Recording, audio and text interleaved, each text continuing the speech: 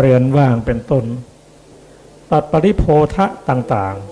ๆไม่มีความห่วงใยพระองค์ทรงมอบกรรมฐานให้กรรมฐานนั้นมีทางด้านสมถะและวิปัสสนาวันนี้เราจะมาศึกษากันถึงกรรมฐานหนึ่งชื่อว่าทวัตติงสาการะซึ่งมีอยู่ในขุททกนิกายปัฏฐะ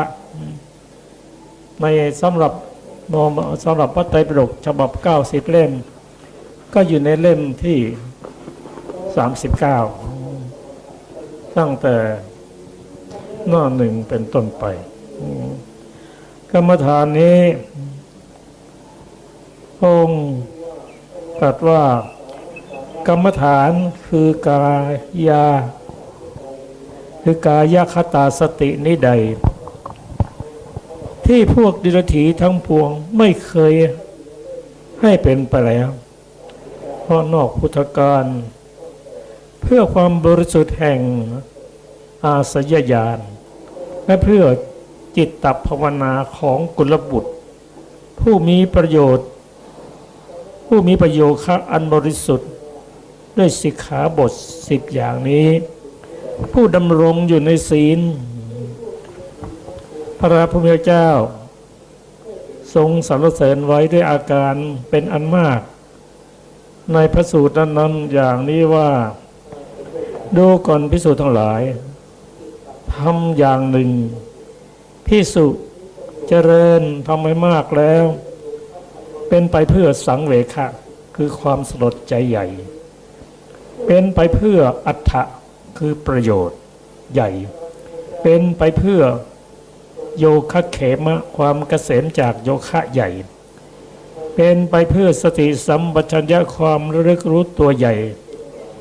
เป็นไปเพื่อได้ญาณทัศนะ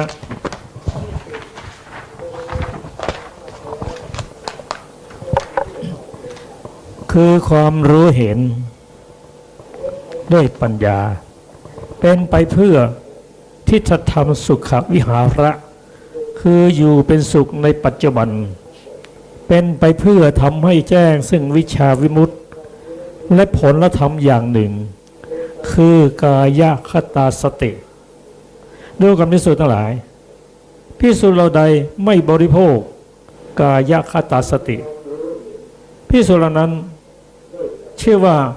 ไม่บริโภคอมตะภิกษุเราใดบริโภคกายคตาสติภิกษุเหล่านั้นชื่อว่าบริโภคอมตะ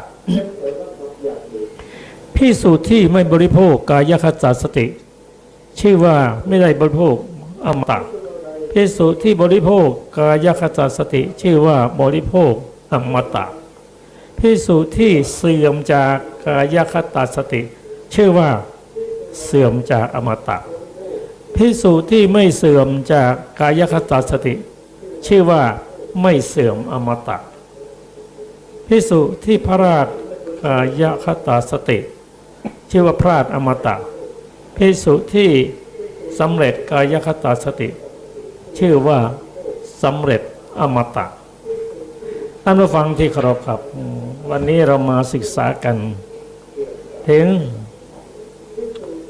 ทวัตติงสาการะเกี่ยวกับอวัยวะต่างๆวันนี้เราก็จะได้ศึกษากันทั้งภาษาบาลีภาษาไทย ก็ขอเชิญอาจารย์การดา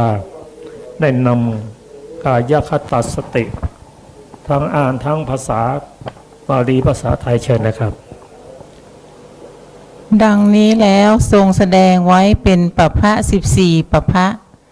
คืออานาปานปัพพะ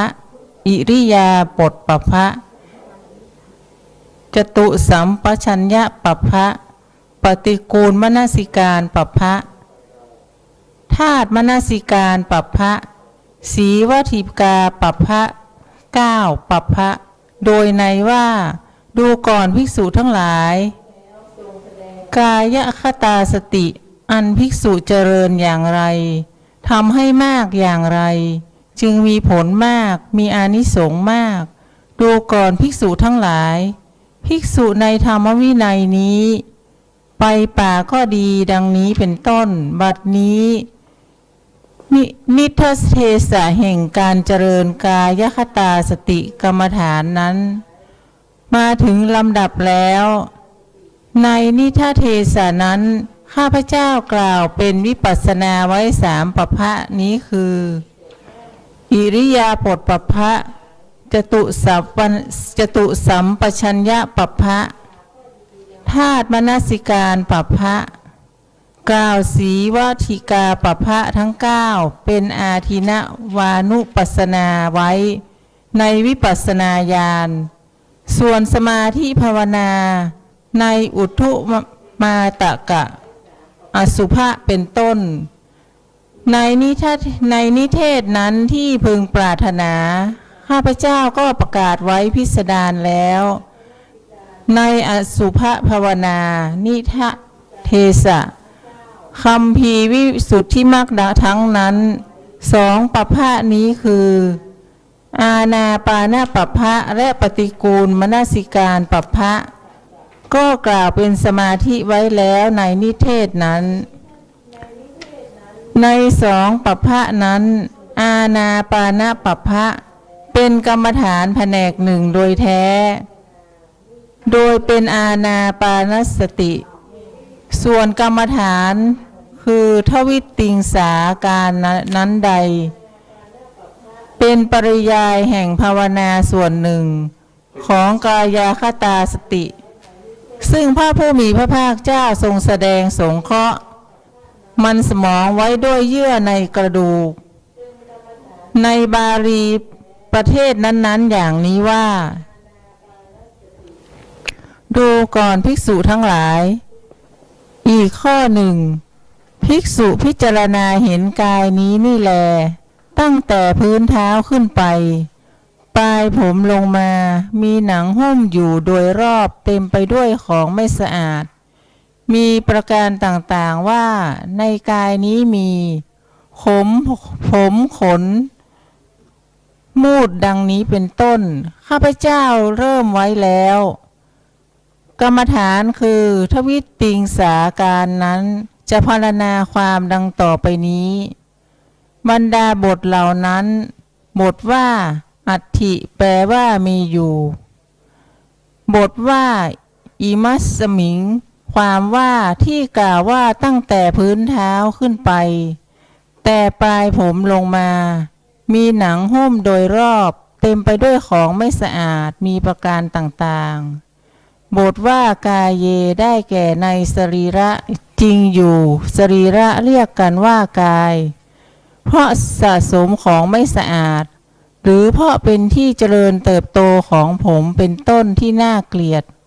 และของโรคตั้งร้อยมีโรคตาเป็นต้นบทว่าเกสาเปมุตตังคืออาการ32มีผมเป็นต้นเหล่านี้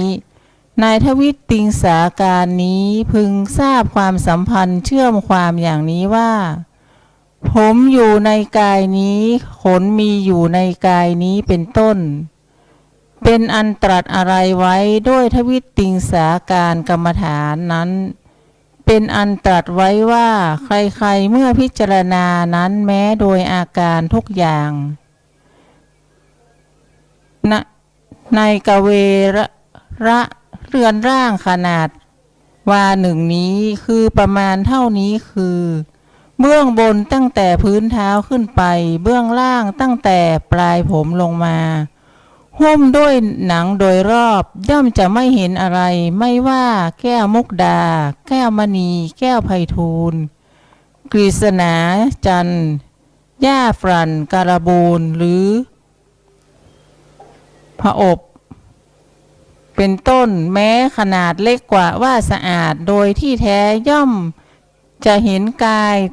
ต่างโดยผมขนเป็นต้นที่มีกลิ่นเหม็นน่าเกลียดอย่างยิ่งไม่มีสิริที่น่าดูเลยมีประการต่างๆว่าไม่สะอาดอย่างเดียว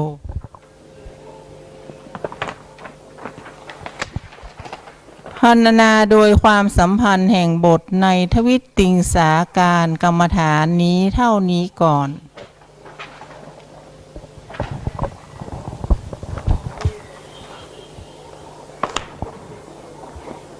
ท่านผู้ฟังที่เคารพครับลำดับต่อไปนี้เราจะได้ อ่านถึงพระวิจังสาการะ ซ้ำอีกครั้งหนึ่งและได้เรียนรู้ทั้งภาษาบาลีและภาษาไทยด้วยพระเชิญอาจารย์สุรภาครับ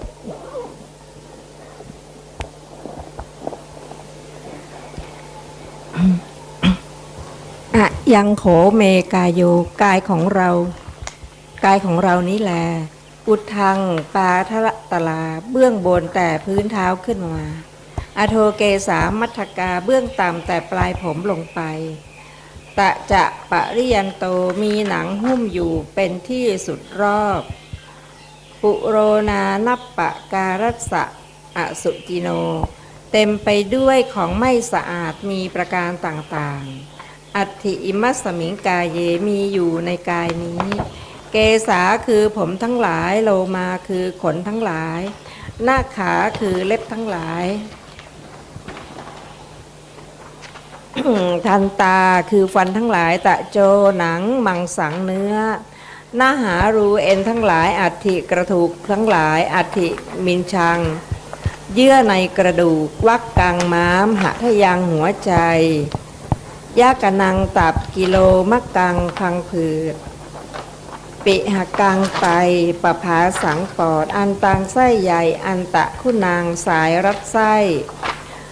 อุทาริยังอาหารใหม่กรีสังอาหารเก่า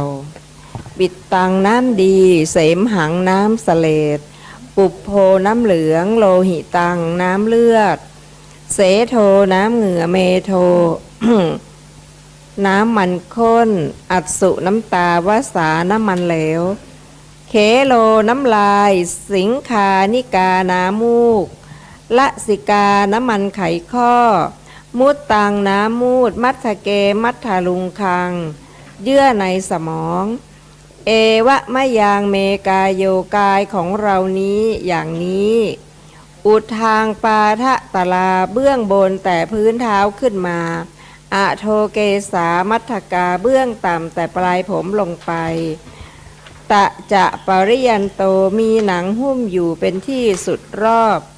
ปุโรนานัปปะการัสสะอสุจิโนเต็มไปด้วยของไม่สะอาดมีประการต่างๆอย่างนี้แล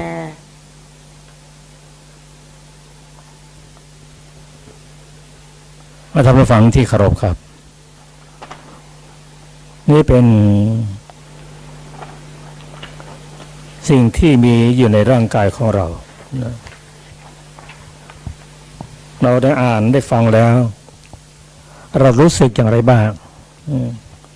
คนในสมัยของพระพุทธเจ้าผู้ซึ่งเข้ามาบวชแล้วได้ศึกษาแล้วท่านก็อาจจะมีความคิดความเห็นโน้มมาในทางที่น่าเบื่อหน่อยถ้าเราก็มาศึกษากัน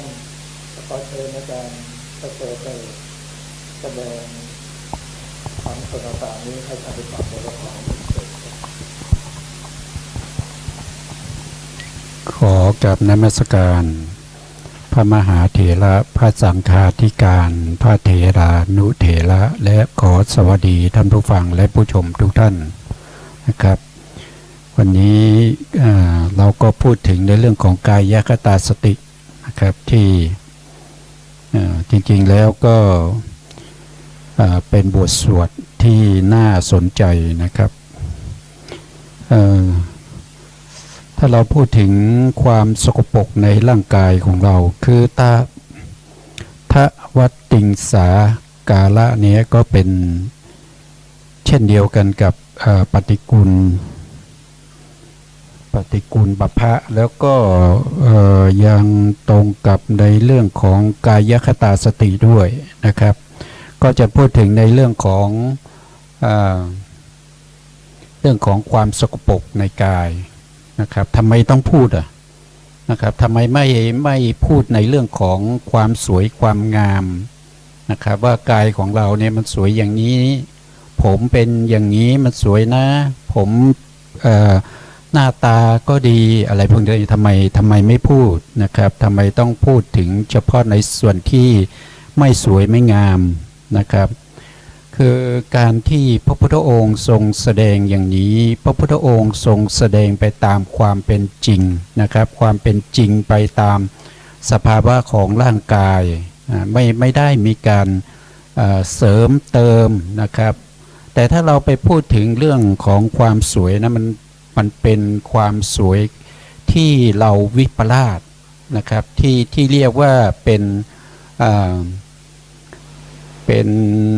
ถ้าว่าโดยวิปลาสก็จะมี4ใช่ไหมครับก็จะมีหนึ่งก็คือความจำนะครับความจำวิปลาสก็คือเราจำผิดนะเราจำผิดของไม่สวยไม่งามเนี่ยเราจำว่าเป็นสิ่งที่สวยที่งามนะครับอันจิตตะต่อมาก็จิตตวิปลาสจิตตวิปลาสก็มีความคิดเห็นมีความนึกคิดนะสิ่งที่ไม่สวยไม่งามว่าเป็นสิ่งที่สวยที่งามนะอันที่3ต่อมาก็จะเป็นทิฏฐิวิปลาสนะครับทิฏฐิวิปลาสก็คือความเห็นผิดนะความเห็นผิดนะอันที่4นะครับก็คือสุภวิปลาสเห็นสิ่งที่เป็นอสุภะกลายเป็นสิ่งที่สวยงามนะเพราะฉะนั้นเราทุกท่านที่เป็นปุถุชนเนี่ยที่เรายังไม่เข้าถึงความเป็นโสดาบันเนี่ยเราจะมีความรู้สึกอย่างนั้นหมดนะครับไม่ว่าจะเป็นใครก็ตามนะครับเพราะว่าทิฏฐิความวิปลาสพวกนี้เนี่ยจะละได้ด้วยการเป็นโสดาบันนะครับถ้าเป็นโสดาบันก็จะละได้นะครับเพราะสิ่งพวกนี้เป็นสิ่งที่เป็นเขาเรียกว่าวิปลาสนะครับวิปลาสก็คือคาดเคลื่อนไปจากความเป็นจริงนะครับอย่างที่เราเจริญอยู่ตรงนี้เนี่ยถ้าเราเปรียบเทียบไปมันก็คือกายคตาสติก็คือกายานุปัสสนาสติปัฏฐานกายานุปัสสนาสติปัฏฐานก็คือให้เราเห็นตามความเป็นจริงของสภาวะของร่างกายนะครับว่าร่างกายเนี่ยมันเป็นอสุภะนะครับแต่เราไปเห็นเป็นสุภะนะครับถ้าเราละตรงนี้ได้นะครับมันก็จะทำให้เราเนี่ยเห็นความจริงแต่การที่เราจะละตรงนี้ได้มันไม่ใช่ของที่จะง่ายๆนะครับไม่ง่ายเลยนะการที่เราจะเห็นว่าเนี่ยนะครับที่ท่านอาจารย์ได้สาธยายนะครับยังโคเมกายโยกายของเรานี้แหละโอทางปทัตตาลาเบื้องบนแต่พื้นเท้าขึ้นมาอาโทเกสามัทกาเบื้องต่ำแต่ปลายผมลงไปอันนี้นะครับมันเป็นสิ่งที่ไม่สวยไม่งามตั้งแต่เบื้องบนก็ตั้งแต่พื้นเท้าขึ้นมานะเบื้องต่ำก็ตั้งแต่ปลายผมลงไปเต็มไปด้วยของที่ไม่สวยไม่งามนะมีอะไรบ้างนะจริงๆแล้วจะมีมากกว่านี้แต่พระพุทธองค์ทรงแสดงไว้อยู่32อาการด้วยกันนะหนึ่งก็คือผมนะก็คือผมบาลีท่านก็ว่าเกษาใช่ไหมครับเกษาก็คือผมทั้งหลายนะผมทั้งหลายถ้าเราไม่ได้ดูแลรักษาเราปล่อยให้เขาเป็นไปตามธรรมชาติเนี่ยเราก็จะเห็นนะครับเราก็จะเห็นว่าเขาเนี่ยจะแข็งกระด้างนะครับแล้วก็จะหยาบนะแล้วก็จะมีกลิ่นเหม็นมีแมลงอาศัยอยู่นะครับมีที่เราเรียกว่าเหานะครับจะมีเหามีสัตว์ต่างๆมาอาศัยอยู่ในผมของเรานะครับเพราะว่าสิ่งพวกนี้เป็นสิ่งที่เขาคู่กันนะที่เราต้องสระผมทุกวันเราก็ป้องกันไม่ให้เหานะครับไม่ให้เหาเกิดขึ้นไม่ให้มันมีกลิ่นเหม็นนะครับไม่ให้มันมีรังแคนะครับคือสิ่งสกปรกที่อยู่ในผมเหล่านี้นะครับทำไมเราปกปิดอย่างนั้นก็เพราะว่าเป็นไปด้วยความวิปลาสนะครับเป็นไปด้วยความวิปลาส แล้วถามว่าทำไมพระพุทธองค์ไม่ให้มีการบำรุงรักษาเลยเหรอไม่ให้มีการสระผมสระหัวเลยเหรอตอบว่าไม่ใช่นะครับไม่ใช่เราก็ทำไปตามนั้นนะครับถ้าผมเราสกปรกเราก็ต้องมีการล้างมีการสระผมนะครับแต่ว่าการที่เราสระผมเนี่ยเราต้องเข้าใจแล้วก็นึกอยู่ในใจเสมอว่าผมนี้มันเป็นสิ่งปฏิกูลนะมันเป็นสิ่งปฏิกูลแท้ๆมันเป็นสิ่งปฏิกูลแต่ที่เราต้องรักษาดูแลก็เพื่อสุขภาพของเรานะครับไม่ให้เราเนี่ยได้มีโรค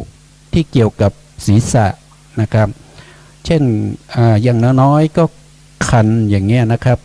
คันแล้วก็เป็นตุ่มเป็นอะไรขึ้นมานะครับมันก็จะทำให้เราเนี่ยต้องใช้เวลาในการที่จะไปรักษาโรคพวกนั้นอีกนะครับเพราะฉะนั้นให้เราเห็นว่ามันเป็นสิ่งที่ไม่สวยไม่งามเป็นสิ่งที่สกปรกแต่ว่าเราต้องดูแลรักษาด้วยนะครับไม่ใช่ว่าปล่อยนะเมื่อพระพุทธองค์ได้แสดงว่ามันไม่สวยไม่งามก็ปล่อยเลยไม่สระไม่ดูแลนะครับไม่ใช่อย่างนั้นนะต้องเข้าใจนะครับว่าจริงๆมันไม่สวยไม่งามนะครับมันสกปรกนะเพราะฉะนั้นเราก็จะต้องเข้าใจนะครับเข้าใจสิ่งพวกนี้ตามความเป็นจริงนะครับนอกจากผมแล้วก็ยังมีขนใช่ไหมครับขนนี้ก็จะมีมากมายนะครับไม่ว่าจะเป็นปลายเล็บนะครับหนวดนะครับหรือว่าเป็นขนหน้าอกนะขนขาแขนพวกนี้นะครับมันก็จะมีนะถ้าเราไม่ดูแลรักษาถ้าเราไม่ล้างไม่ทำความสะอาดมันก็จะสกปรกเหมือนกับผมเช่นกันนะก็เวลาเราทำแล้วเราต้องไม่ติดนะครับเราต้องไม่ติดคือหมายถึงว่าเราทำความสะอาดแล้วเราต้องไม่ติดในความสวยความงามของขนนั้นนะครับแล้วก็ต่อไปก็คือนักขาก็คือเล็บนะเล็บนี้ก็ต้องมีการดูแล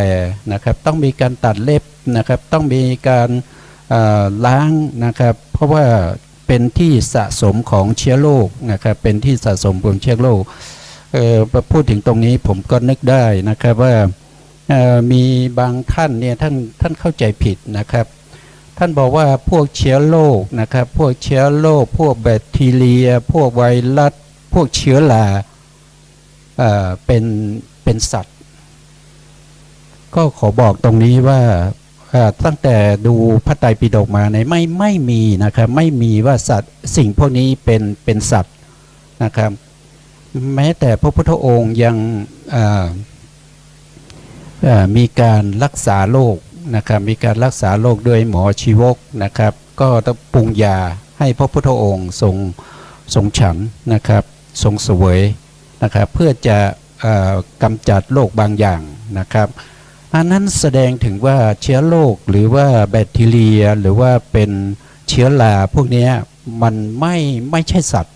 แล้วรู้ได้ยังไงไม่ใช่สัตว์ก็รู้ได้จากการที่พระพุทธศาสนาเราถือว่าเป็นสัตว์สิ่งนั้นจะต้องเป็นสิ่งที่มีกรรมชรูปจะต้องมีการทำกรรมนะจะต้องมีการทำกรรมได้ด้วยถ้าสิ่งไหนที่ไม่สามารถที่จะทำกรรมได้สิ่งนั้นไม่ใช่สัตว์นะครับสิ่งนั้นไม่ใช่สัตว์แล้วก็กรรมก็ยังส่งผลใช่ไหมครับกรรมที่เราทำไว้เนี่ยต้องส่งผลให้เรานะครับอย่างเช่นอสัญญาสัตว์นะอสัญญาสัตว์บางท่านว่าอสัญญาสัตว์เนี่ยไม่ได้ทำกรรมแต่อสัญญาสัตว์เนี่ยเขาเสวยผลของกรรมนะครับเพราะว่าเขาทำกรรมไว้ในภพก่อนๆนู้นนะครับเขาต้องเสวยกรรมของเขานะครับก็ไปเกิดเป็นบุคคลที่เคลื่อนไหวอะไรไม่ได้นะครับอยู่ในภพภูมิที่เรียกว่าอสัญญาสัตตภูมิอันนี้เป็นสัตว์นะเป็นสัตว์เพราะว่าเขามีชีวิตตรูปนะเขามีชีวิตตรูปอย่างต้นไม้เนี่ยบางท่านก็บอกว่ามันมีชีวิตนะครับอันนั้นเป็นชีวิตทางวิทยาศาสตร์นะครับแต่ถ้าว่าโดยพระพุทธศาสนาแล้วต้นไม้ไม่มีชีวิตนะครับสิ่งมีชีวิตจะต้องทำกรรมได้ด้วยนะครับต้องมีชีวิตตรูปนะครับเพราะว่าต้นไม้มีแต่อุตุชรูปไม่มีชีวิตตรูปนะเพราะฉะนั้นต้นไม้ไม่ใช่สัตว์นะไม่ใช่สัตว์บางคนเนี่ย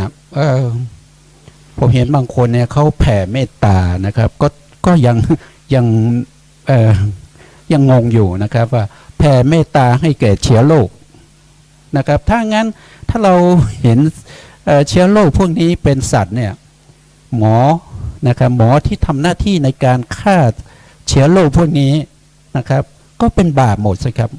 หมอก็ต้องไปตกนรกสิเพราะว่าวันหนึ่งท่านมีแต่เรื่องของการฆ่าอะไรฆ่าเชื้อโรคนะครับเชื้อโรคไม่มีชีวิตรูปนะครับไม่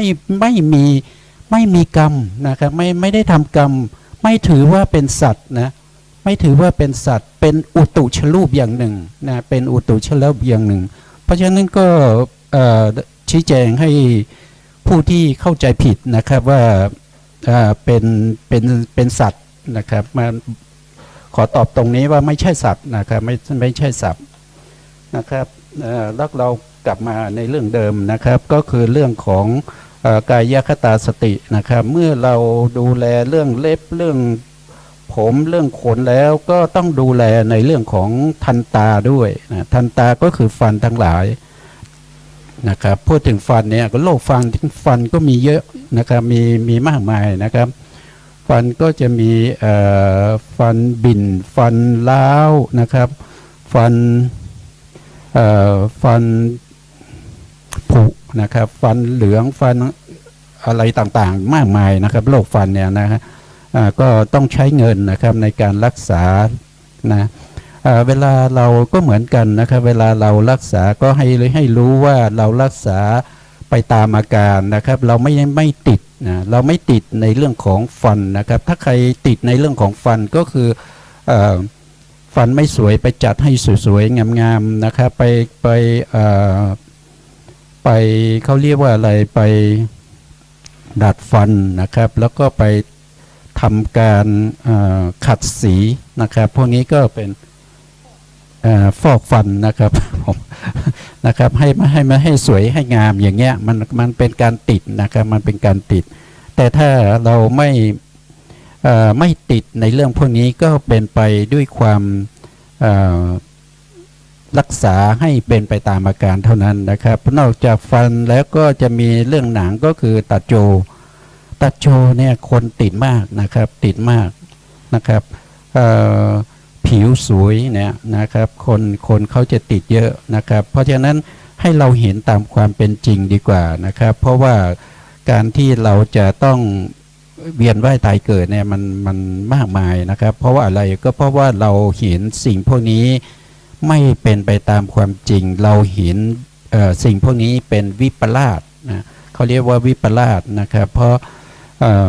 ของไม่สวยก็เข้าใจว่ามันสวยมันงามดูแลรักษาด้วยความนึกคิดถึงความสวยความงามนะครับไม่ได้นึกคิดถึงสภาวะที่เขาเป็นไปต่างๆนานานะครับนอกจากนั้นก็ยังมีในเรื่องของเนื้อนะครับมังสังนะครับก็คือเนื้อนี่ก็มันก็ถ้าเราเอาหนังออกนะครับถ้าเราเอาหนังออกเราก็จะเห็นเนื้อแล้วก็มีเอ็นรัดอยู่นะหน้าหารูเนี่ยเป็นเอ็นรัดอยู่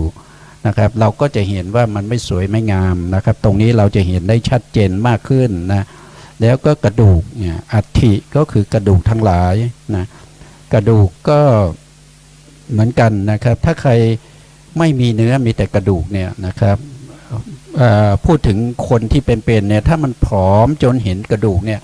นะครับที่เดินไปเดินมาเนี่ยใครเห็นใครก็ขยะแขยงนะครับแล้วก็ต่อไปก็อัฐิมินชังก็คือเยื่อในกระดูกนะเยื่อในกระดูกก็อันนี้ก็จะเห็นชัดนะแต่ปัจจุบันนี้เราหาดูสิ่งพวกนี้ได้ยากนะครับเพราะว่าไม่มีให้เราเนี่ยมาเจริญในเรื่องของสิ่งที่เป็นปฏิกูลในร่างกายของเราแล้วนะครับอย่างเช่นเยื่อในกระดูกเนี่ยนะครับเรื่องม้ามวัดกังม้ามนะนอกจากเราจะดูของสัตว์นะของสัตว์ก็คือพวกที่เป็นเนื้อเป็นหมูนะครับพวกนี้ก็ยังพอดูได้นะครับแต่ว่ามันไม่ทำให้เราเนี่ยเกิดความสลดใจนะครับเหมือนกับเราดูของคนเหมือนกันนะครับในเรื่องของ ทั้งหมดที่พูดถึงเนี่ยนะครับก็เป็นเรื่องของธาตุดินนะธาตุดิน20นะธาตุดินมีอะไรบ้างนะ20ก็คือชุดแรกเลยนะครับตั้งแต่ผมขนเล็บฟันนะครับผมขนเล็บฟันหนังเนื้อเอ็นกระดูกเยื่อในกระดูกวักกังม้ามหัวใจตับพังผืดไตปอดไส้ใหญ่สายลัดไส้อาหารใหม่อาหารเก่าแล้วก็ยังมีมัทลุงมัทลุงคังนะครับก็คือเยื่อในสมอง20อย่างนี้เขาเป็นธาตุดินนะครับเป็นธาตุดินสภาวะของธาตุดินก็คือมีความแข็งและอ่อนนะมีความแข็งและอ่อนถ้าเรากระทบนะครับเราก็รู้สึกถึงความแข็งและความอ่อนของสิ่งพวกนี้ได้นะอันนี้เป็นธาตุดินนะครับธาตุดินเนี่ยมีความสกปรกเนี่ยเราเห็นได้ชัดเจนนะแล้วก็มีธาตุน้ำอยู่12นะธาตุน้ำก็คือตั้งแต่ปีตังคือน้ำดีนะครับเสมหางคือน้ำเสลดนะบุโพก็คือน้ำเหลืองนะโลหิตังก็คือน้ำเลือดเสโทน้ำเหงื่อเมโทน้ำมันข้นอาสุน้ำตาวัสสาน้ำมันเหลวเขโลน้ำลายสิงคานิกาน้ำมูดลสิกาก็คือน้ำมันไขข้อมุดตังก็คือน้ำปัสสาวะนั่นเองนะมีอยู่12นะครับพวกนี้ก็จะเป็นสิ่งที่เป็นปฏิกูลนะ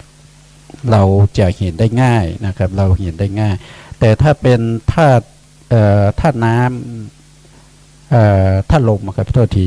ธาตุลมนี่เราก็ดูได้ยากถึงความสกปรกของธาตุลมนะพระพุทธองค์ไม่ได้แสดงไว้ในเรื่องของกายคตาสตินะครับเพราะว่าดูยากนะครับแล้วก็ยังมีธาตุไฟนะธาตุไฟนี้ก็จะมีอยู่4อย่างด้วยกันนะพระพุทธองค์ก็ไม่ได้แสดงถึงความสกปรกเป็นปฏิกูลในธาตุไฟนะครับเพราะว่าเป็นสิ่งที่มองเห็นได้ยากนะครับไม่ทำให้เกิดความสลดใจนะครับสิ่งพวกนี้ที่พระพุทธองค์ให้ดูก็ให้ดูเพื่อความเห็นตามความเป็นจริงนะครับเป็นยังไงก็ให้เห็นอย่างนั้นนะครับไม่ใช่ว่าเราจะต้องรักษาหรือว่าเราไม่ต้องรักษามันนะครับนะอันนี้ให้พวกเราเข้าใจอย่างนี้นะครับเห็นตามความเป็นจริงนั่นเองนะครับก็เป็นวิปัสสนานะครับผู้การครับ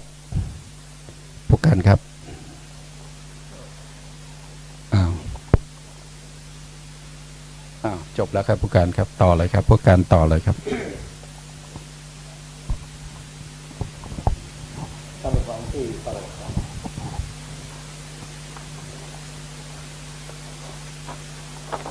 ในการพิจารณาร่างกายเป็นสิ่งปฏิกูลนั้น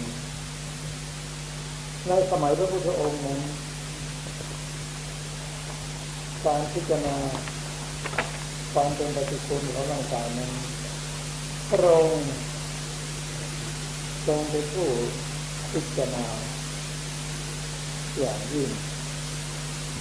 ทั้งที่พระองค์มีรูปที่จะพัฒนามาไม่รู้กี่กับกี่กันจะเป็นผมขนเล็บฟันหนังของพระองค์นั้นก็ได้แตกต่างจากมนุษย์ธรรมดา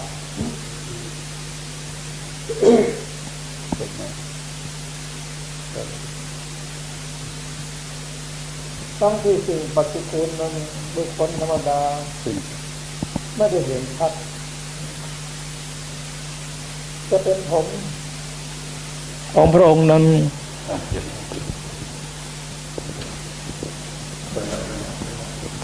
เมื่อตัดเพียงครั้งเดียวผมก็ขดงอโดยธรรมชาติไม่ยาวผิวหนัง ละเอียดมากจนฝุ่นละอองไม่ติดไม่เกาะ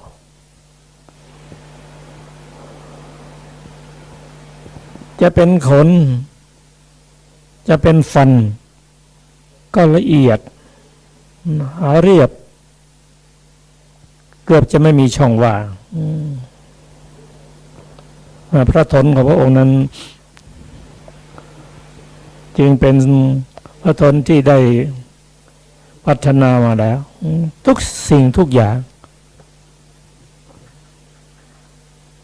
ในร่างกายของพระองค์นั้นแม้กระทั่งข้อพระบาทก็มีความแตกต่างเพราะพัฒนามาได้เช่นกันเมื่อบุคคลธรรมดาได้เห็นพระรูปของพระองค์แล้วก็มีความเลื่อมใสศรัทธา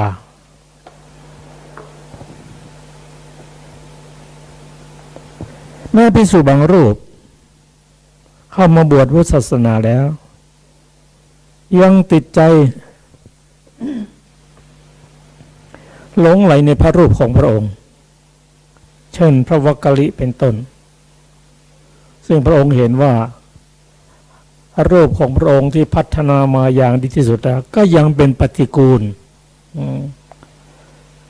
แต่พระวักกลิทำมาคิดอย่างนั้นโอ้ช่างสวยงามจริงๆพระองค์เสด็จไปไหนก็ตามบางครั้งพระองค์ก็ทรงขับไล่ออกไปวักกลิถ้าจะมาสนใจอะไรกับกายเน่ากายเปื่อยเหล่านี้เมื่อคนสมัยนั้นภิกษุสมัยนั้นถ้าไม่ได้มีความสะดวกสบายเหมือนพวกเราปัจจุบันบางที7 วันอาบน้ำสักครั้งหนึ่งมาผ้าบางสกุลบางทีก็ไม่ได้ซักท่านจึงเห็นปฏิกูลได้ง่ายเบื่ออีกประการหนึ่งท่านสั่งสมมาแล้วด้วยบุญบารมีท่านเห็นตอนนั้นสังเกตตอนนั้นท่านก็เบื่อหน่าย ในความเป็นปฏิกูลของร่างกายมาถึงปัจจุบันนี้คนเราไม่ค่อยได้เห็นปฏิกูลเท่าไหร่เพราะเราต้องอาบน้ำบ่อยๆสระผมบ่อยๆตัดผมแต่งเล็บอยู่เสมอผิดนิดผิดหน่อยก็แก้ไขทันทีไม่เห็นปฏิกูลเท่าไหร่ไม่ยกเว้นที่สู่บางรูปนะในปัจจุบันนี้ท่านออกสู่ป่าไปบัติธรรมแล้วบางทีไม่อาบน้ำมัน7 วันโอ้พระคุณเจ้าน้ำก็มีทำไมไม่ได้อาบน้ำไม่ส่งน้ำเนาะอยากจะเห็นความปฏิกูลของร่างกาย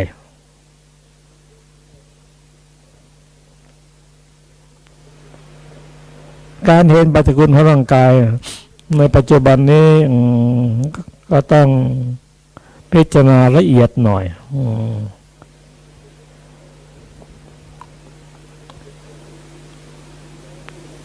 ไม่ว่าสมัยไหนหรอกบุคคลก็รักสวยรักงามพระมหาจักรพรรดิเนี่ยท่านสงน้ำในอ่างน้ำผสมด้วยผงและน้ำอบน้ำหอมแต่พระมหาจักรพรรดิยังมีกลิ่นอยู่นะยังมีปฏิกูลอยู่เพราะฉะนั้นการพิจารณา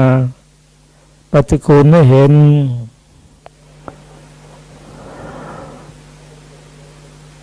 ได้ชัดเจนนั้น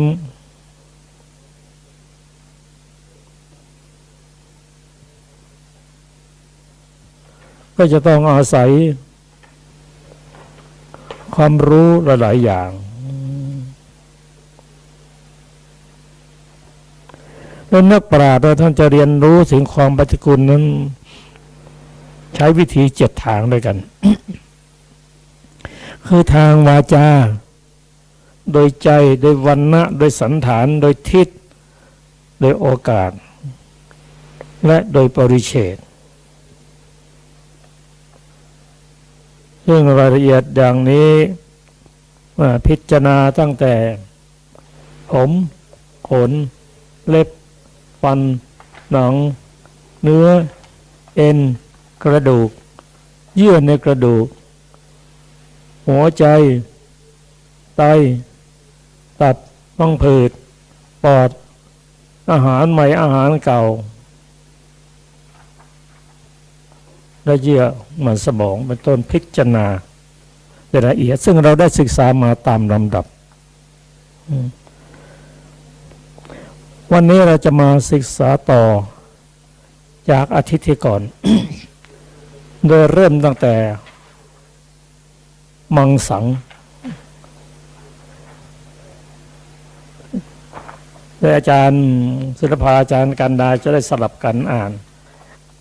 เริ่มตั้งแต่มังสังเนื้อและนหารูกระดูกก็ได้พิจารณาว่าความปฏิกูลนั้นเป็นอย่างไรก็ขอเชิญอาจารย์ศิลปามังสังเนื้อต่อแต่นั้นไปก็กำหนดเนื้อที่ต่างโดยเนื้อ900ชิ้นในสรีระโดยวรรณะว่ามีสีแดงคล้ายดอกทองกวาว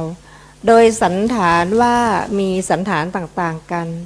จริงอย่างนั้นเนื้อปลีแข้งของสรีระนั้นมีสันฐานเหมือนข้าวสวยห่อใบตาล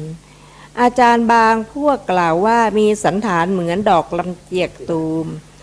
ยังไม่บานดังนี้ก็มีเนื้อขามีสันฐานเหมือนลูกหินบดปูนขาว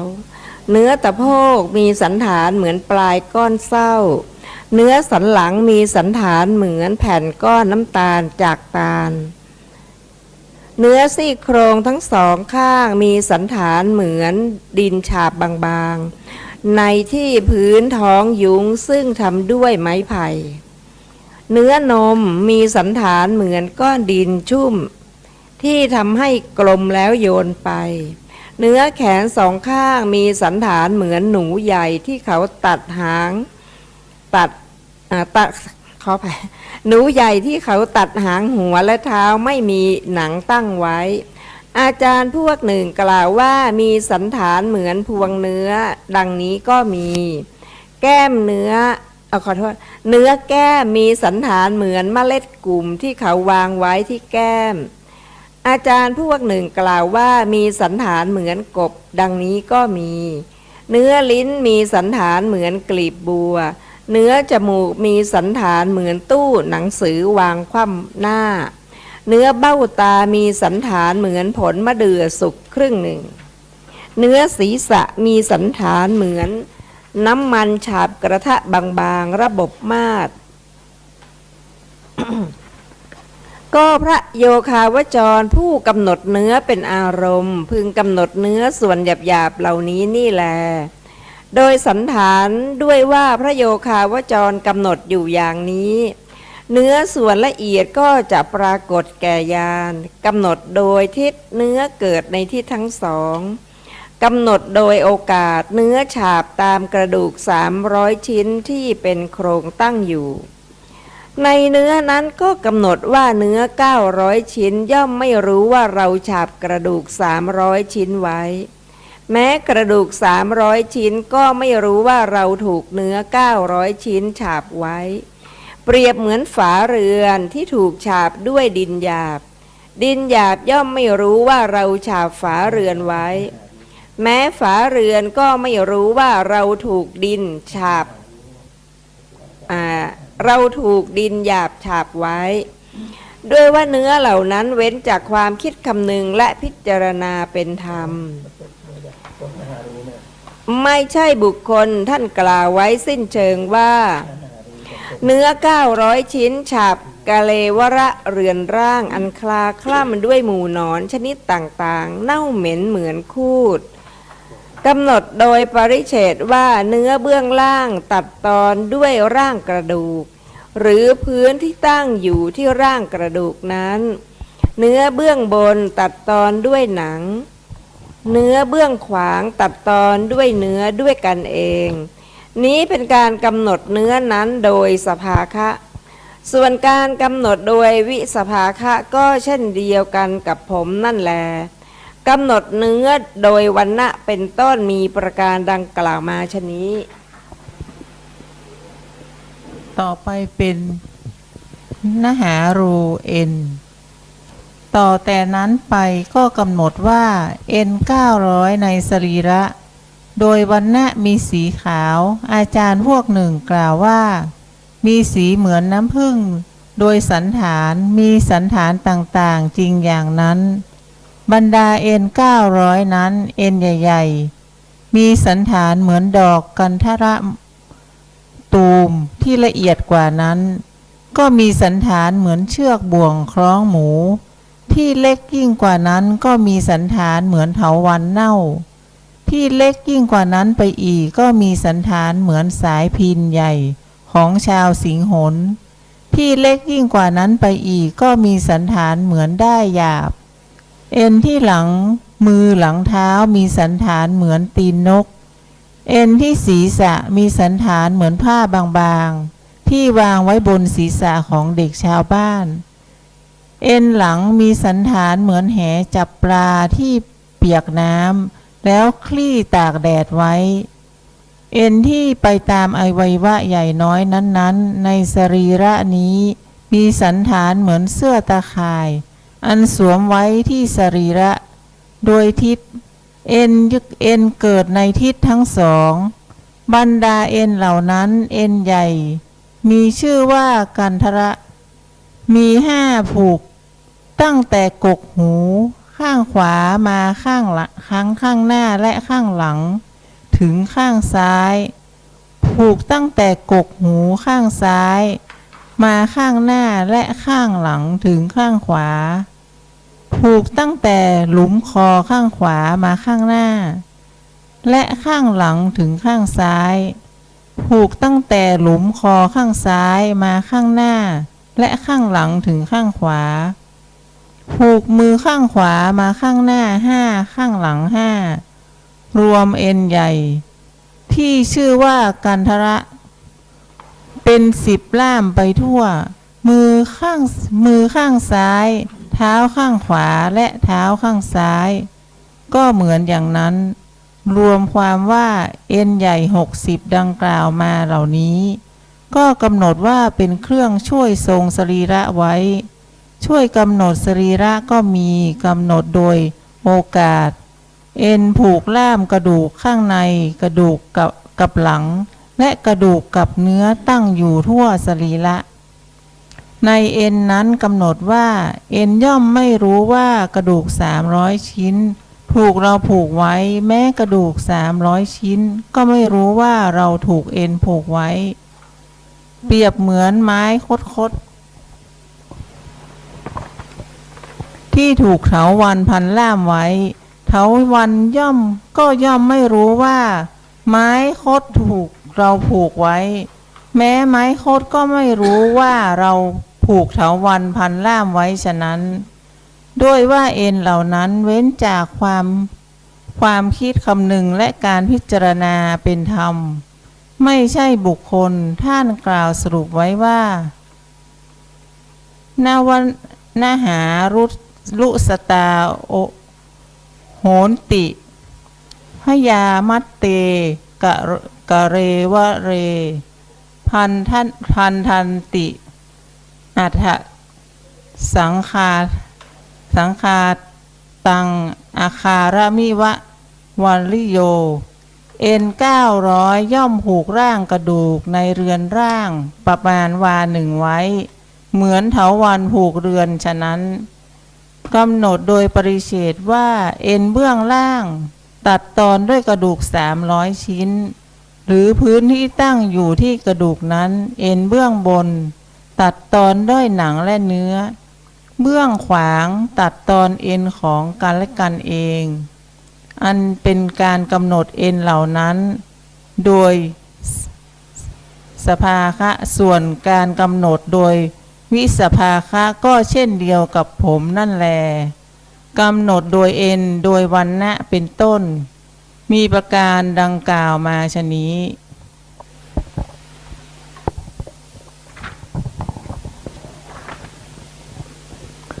ท่านผู้ฟังที่เคารพครับ ท่านผู้ฟังก็ได้รับฟังอวัยวะต่างๆตามลำดับมาถึงมังสังและมหารูมังสังก็คือเนื้อมหารูก็เป็นเอ็นอวัยวะสองส่วนนี้อยู่ในร่างกายการพิจารณานั้นต้องพิจารณาให้ละเอียดเหมือนนักปราชญ์ที่เขาพิจารณากันค้นหาให้เห็นสิ่งนั้นเป็นปฏิกูลเป็นสิ่งที่ไม่ใช่ตนด้วยหลักที่เขาใช้นั่นก็คือด้วยวาจาโดยใจโดยวรรณะโดยสันฐานโดยทิศโดยโอกาสและโดยปริเฉดก็ท่านจะได้รับฟังการบรรยายในส่วนนี้เกี่ยวกับมังสังโดยอาจารย์ดร.บุญดินเกตขอเรียนเชิญครับ ท่านผู้ฟังที่เคารพ ครูบาอาจารย์ทุกท่านนะครับ ในยะที่เรากำลังพูดกันอยู่ในขณะนี้เป็นเรื่องของเราเองจริงๆถ้าจะพูดแล้ว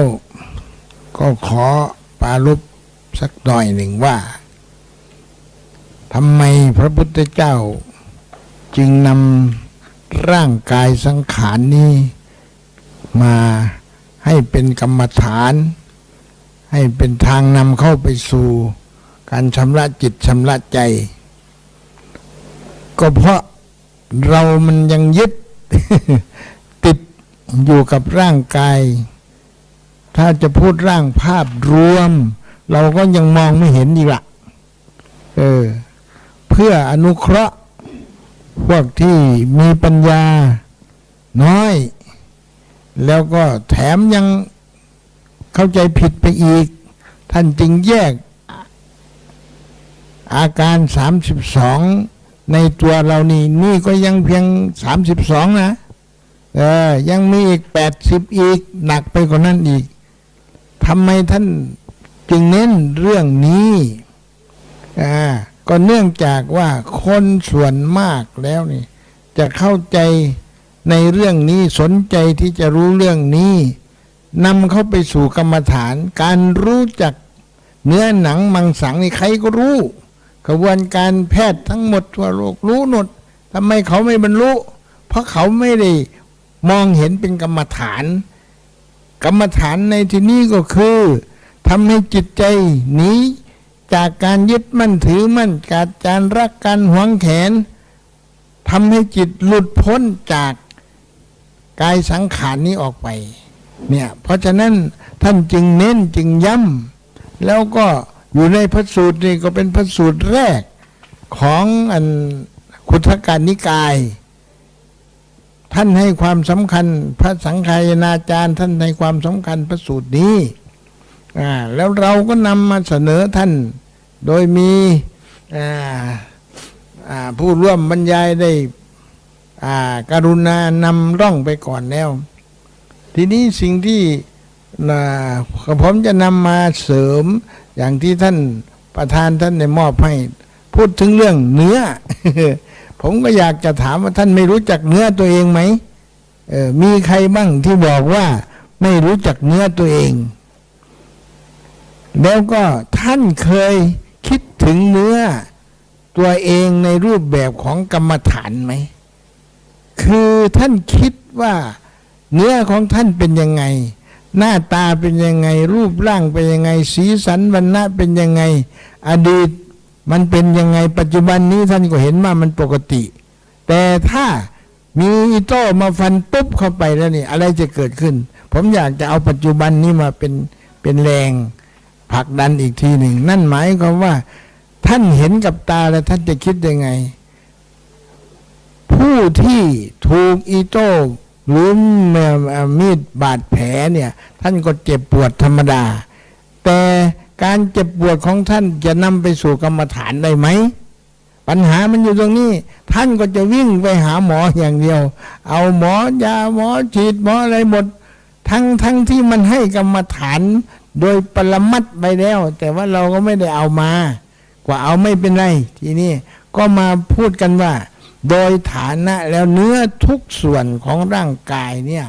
มันเป็นเนื้อหนังไม่ต้องพูดถึงในพูดเฉพาะมังสังคือกล้ามเนื้อเอาพูดง่ายๆอย่าไปไกลมากกว่านั้น เอาแค่กล้ามเนื้อก็แล้วกัน แค่ว่าพระโบราณอาจารย์ท่านบันทึกในเป็นเศษกระดาษไว้แล้วว่ามี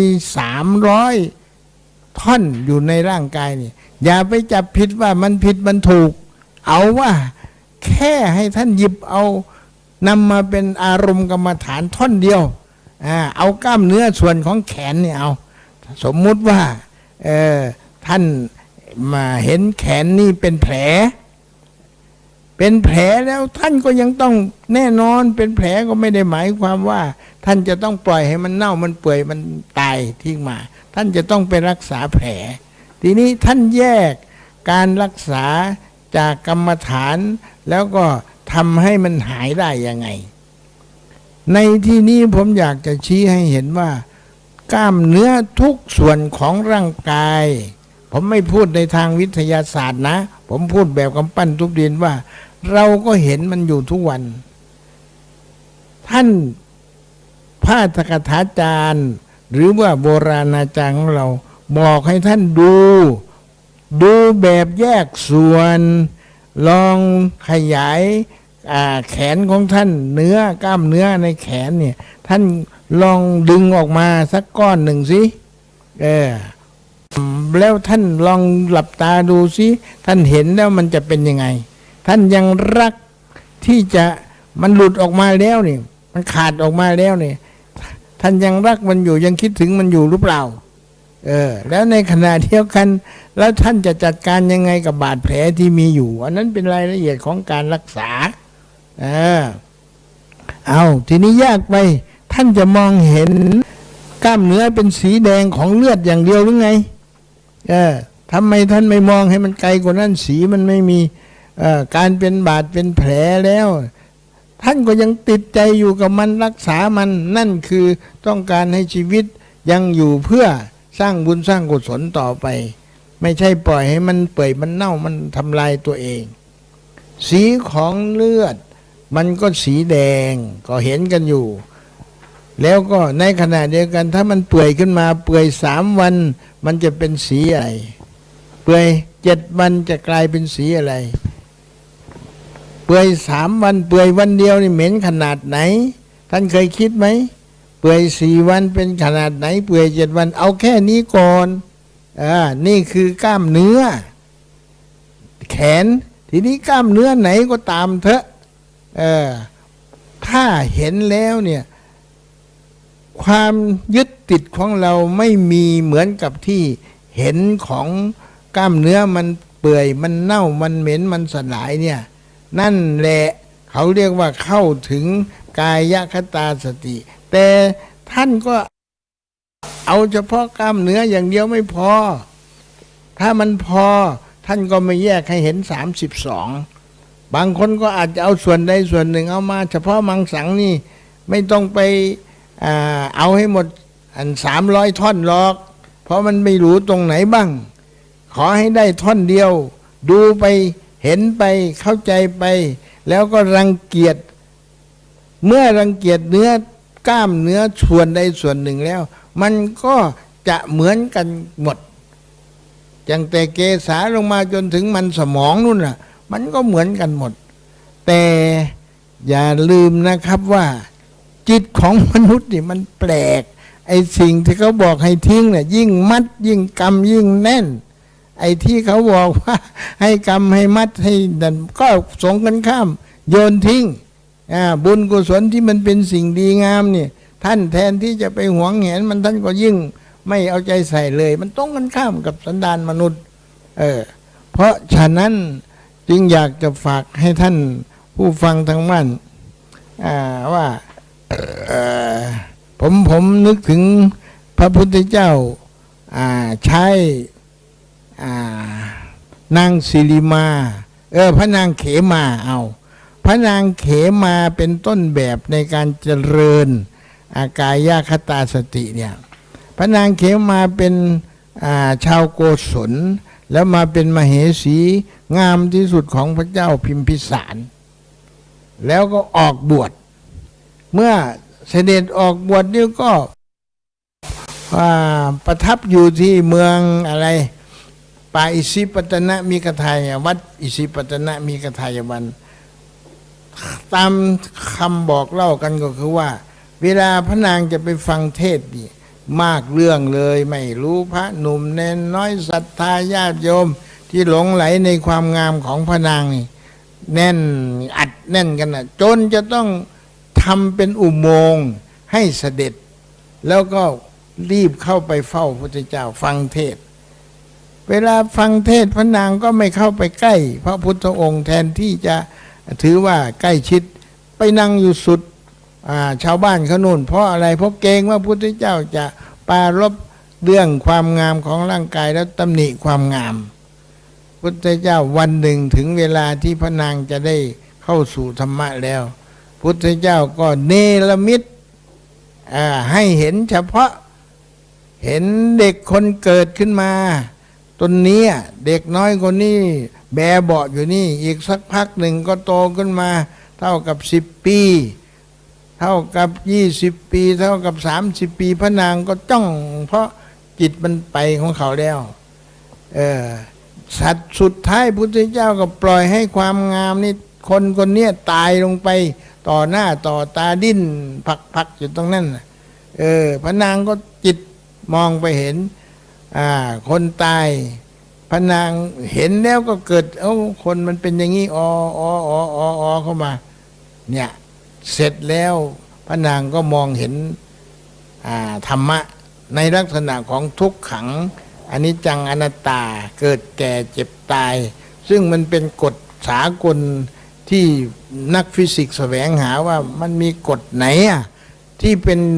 กฎเดียวก็ใช้ไปได้ทั่วโลกทุกสิ่งทุกอย่างเนี่ยมันมีกฎนี้นี่คือเรื่องที่นำมาเป็นต้นแบบสำหรับนางสิริมาก็ไม่ต้องไปพูดถึงก็นัยยะเดียวกันมองเห็นร่างกายสังขารทั้งทั่วกายเลยของตุเจ้าพระพุทธเจ้าพอนางสิริมาตายขึ้นมาแล้วพระพุทธเจ้าเสด็จไปบอกไว้ว่าให้เก็บศพไว้ก่อนอย่าเพิ่งไปเผาอย่าเพิ่งไปทิ้งให้ศพอยู่ได้7 วันก่อนพระพุทธเจ้าจึงบอกเอาไปเผาได้แล้วก็นัดตัดเรียกพระทั้งหลายที่วัดพระเชตวันเนี่ยไปดูศพตุเจ้าองค์นี้ก่อนหน้านี้มาก็ไปเห็นนางสิริมาไปบิณฑบาตแล้วก็เกิดชอบอกชอบใจกินข้าวไม่ได้นอนไม่หลับทิ้งบาตรไม่ไปไหนละนอนจะตายก็ตายละเนี่ยพอบอกว่าพระนางสิริมาเท่านั้นเนี่ยเอาแล้วลุกขึ้นมาไปดูแล้วอดโทพุทธเจ้าก็เลยตัดให้ว่าอนิจจาวัตสังขาราอุปาสวยธรรมเมนูสิ่งทั้งหลายเกิดขึ้นมาแล้วย่อมดับไปอุปชิตตวานิรุชันติเตสังวูปสโมสุโขถ้ายุติการเกิดแก่เจ็บตายต่อไปแล้วนั่นแหละจะเป็นความสุขที่สุดพระพุทธเจ้าตรัสพระดำรัสนี่4 บรรทัดเนี่ยคนก็ได้มองเห็นธรรมอันนี้เขาเรียกว่าดูกันแบบภาพรวมไปดูภาพย่อยนี่พวกเราคงไม่ได้แต่ดูทั้งหมดเริ่มตั้งแต่เกศาไปผมไปผมดูง่ายๆไม่ต้องไปอะไรดูความปฏิกูลของผมเอาพูดง่ายๆขออนุญาตท่านประธานหน่อยลองดึงผมตัวเองเนี่ยเอามาทิ้งไว้ในจานข้าวเสียวไม่ต้องไปมากเรื่องถ้ายังกินได้อยู่ก็แปลว่าเอาละเริ่มละมีจิตผ่านไปสเต็ปถึงแล้วเอาถ้าอย่างนั้นก็ยังตัดเล็บโยนลงไปหรือว่าไปเห็นอยู่ในหม้อข้าวไม่รู้ว่าของใครแค่นี้ก็จะตายแล้วไงแต่มันก็ยังไม่ถึงอารมณ์กรรมฐานมันเป็นความรังเกียจทางสังคมมากกว่าอารมณ์กรรมฐานเพราะฉะนั้นท่านจะต้องทำยังไงให้มันเป็นอารมณ์กรรมฐานมากคิดมากไปวิเคราะห์ให้มากมนสิการให้มาก แล้วมันก็จะคลายไปเอง คลายการยึดมั่นถือมั่นในตัวเอง เพราะเห็นว่ามันสกปรกไอ้ไม่ต้องไปพูดถึงฟันท่านในจานข้าวเห็นฟันใครมาหลุดมาเอาละมีเรื่องกันละทะเลาะกันหมดละแทนที่จะขอบคุณเทวดา คนทำให้มันเกิดขึ้นให้ได้กรรมฐานน่ะใครเป็นคนหุงข้าวใครเป็นคนต้มข้าวเอาละนี่ไงเป็นไงอันนี้ก็สิ่งที่ผมได้รับมอบหมายให้พูดก็คือเรื่องกล้ามเนื้อผมไม่ใช้คำว่ามังสังเนี่ยพูดให้มันเห็นตัวเป็นว่ากล้ามเนื้ออันนี้ก็เป็นส่วนหนึ่งที่พอจะเอามาพูดกันได้ส่วนตัวอย่างประกอบนั้นก็เสริมขึ้นมา จริงๆแล้วไม่ต้องไปเอาตัวอย่าง 2,000 ปีมาหรอกแน่จริงก็เดินออกไปดูเผาศพอย่างข้างบ้านผมนี่พรุ่งนี้ก็จะเผาอีกแล้วศพหนึ่งดูกันจนนั่นแหละมันก็ดูแค่นั้นแหละแต่ว่ามันไม่ยกเข้าไปสู่อารมณ์กรรมฐานเหมือนกับสัปเหร่อเนี่ยเผากี่พันศพมันก็แค่นั้นแหละเพราะฉะนั้นการที่พวกเราบอกว่าจะไปดูที่เก็บศพก็ไปเถอะไปมันก็ได้แค่นั้นแหละเพราะอะไรเพราะจิตมันยังไม่พร้อมที่จะไปแต่ว่าไฟบังคับมันให้ไปถ้าจิตพร้อมแบบนอนอยู่ไหนมันก็เห็นหมดนั่งอยู่ด้วยกันนี่ก็ศพทั้งนั้นแหละอันนี้ศพนั่งนี่ศพนั่งยังไม่ศพนอนหรือศพตายถ้าศพตายผมก็ไปแล้วผมไม่นั่งอยู่ด้วย อันนี้ก็บอกฝากอันไว้เพียงแค่นี้พอหอมปากหอมคอนะครับ ขอบคุณหลาย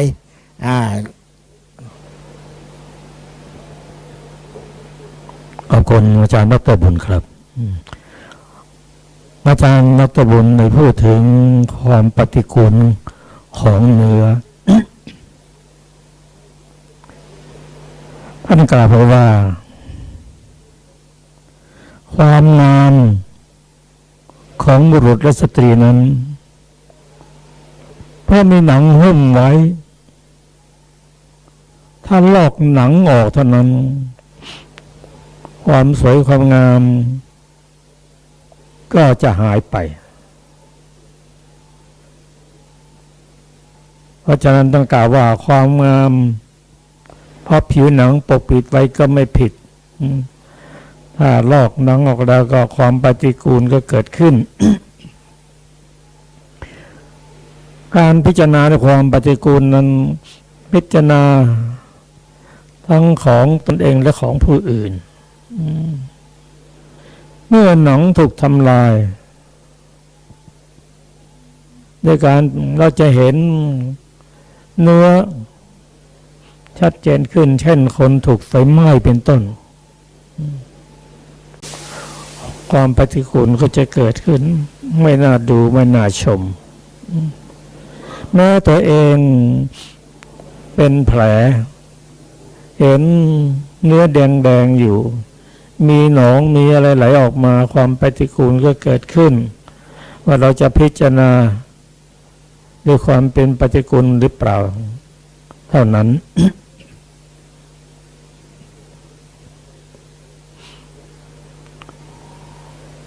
เราเห็นเนื้อของผู้อื่นเมื่อผิวหนังถูกทำลายลง ทุกครั้งว่าเราศึกษาพระสูตรที่แล้วเราน้อมนำมาพิจารณาด้วยความเป็นปฏิกูลความไม่สะอาดต่างๆเป็นต้นและนอกจากนั้นพระพุทธเจ้ายังตรัสให้เราได้รู้ลึกลงไปว่าเนื้อนั้นติดกับกระดูกส่วนล่างติดกับกระดูกส่วนบนติดกับผิวหนังเป็นอัพยากตะเป็นอารมณ์เป็นตัวถูกรู้ให้เกิดความสังเวชขึ้นมาเมื่อใดก็ตามถ้าปัญญาได้เกิดขึ้นได้เห็นความปฏิกูลเกิดความเบื่อหน่ายในรูปนั้นก็จะเป็นอานิสงส์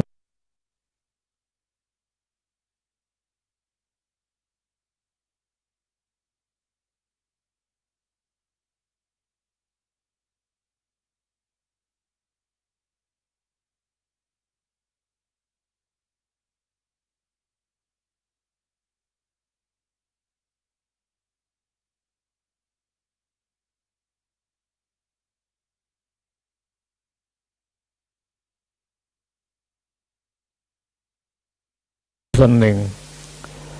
ซึ่งพระองค์ตรัสว่าอมตะธรรมถ้าเราไม่ได้สังเกตปล่อยความปฏิกูลนั้นผ่านไปก็เป็นการพลาดจากอมตะธรรมนั้นครับจากผิวหนังจากหนังมังสังก็มาถึงอัฐิหรือกระดูกก็ขอเชิญอาจารย์เกษตรได้อธิบายในส่วนนี้ว่าเราจะมองเห็นปฏิกูลของกระดูกได้อย่างไรใช่ไหมครับครับก็ขอโทษนะครับไม่ใช่กระดูก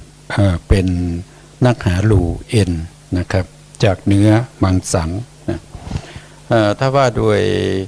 ดยเอ็นเนี่ยพระพุทธองค์ทรงแสดงว่ามีเอ็น900 เส้นในสรีระนะครับในสรีระว่าโดยวรรณะก็คือเอ็นก็จะออกสีขาวนะครับออกเป็นสีขาวนะครับว่าโดยสันฐานก็มีบรรดาเอ็น900 เส้นมีเอ็นใหญ่นะครับมีเอ็นใหญ่มีสันฐานเหมือนดอกกันทละตุ่มนะครับอันนี้ก็บาลีน่าจะเป็นดร.บุญนะครับว่ามีสันฐานแต่ที่เราเห็นเนี่ยเอ็นที่มันรัดอยู่ในร่างกายของเราเนี่ยก็มีอยู่ทั่วไปนะครับถ้าเราดูจากรูปนะครับที่ทางโรงพยาบาลหรือว่าทางหมอเนี่ยที่เขาใช้ในการศึกษาเนี่ยเราก็จะเห็นชัดนะครับว่าเอ็นเนี่ยมันก็จะรัดอยู่ทั่วไปในร่างกายนะครับมีทั้งเอ็นใหญ่เอ็นน้อยนะครับหรือว่าเอ็นที่เป็นที่รัดไว้เป็นที่ทำให้เราทรงตัวได้นะครับที่ทำให้เราเคลื่อนไหวได้เอ็นใหญ่พวกนี้นะครับจริงที่เราทรงตัวได้เราเดินได้นะเราเดินได้เรานั่งตัวตรงได้นะครับเรา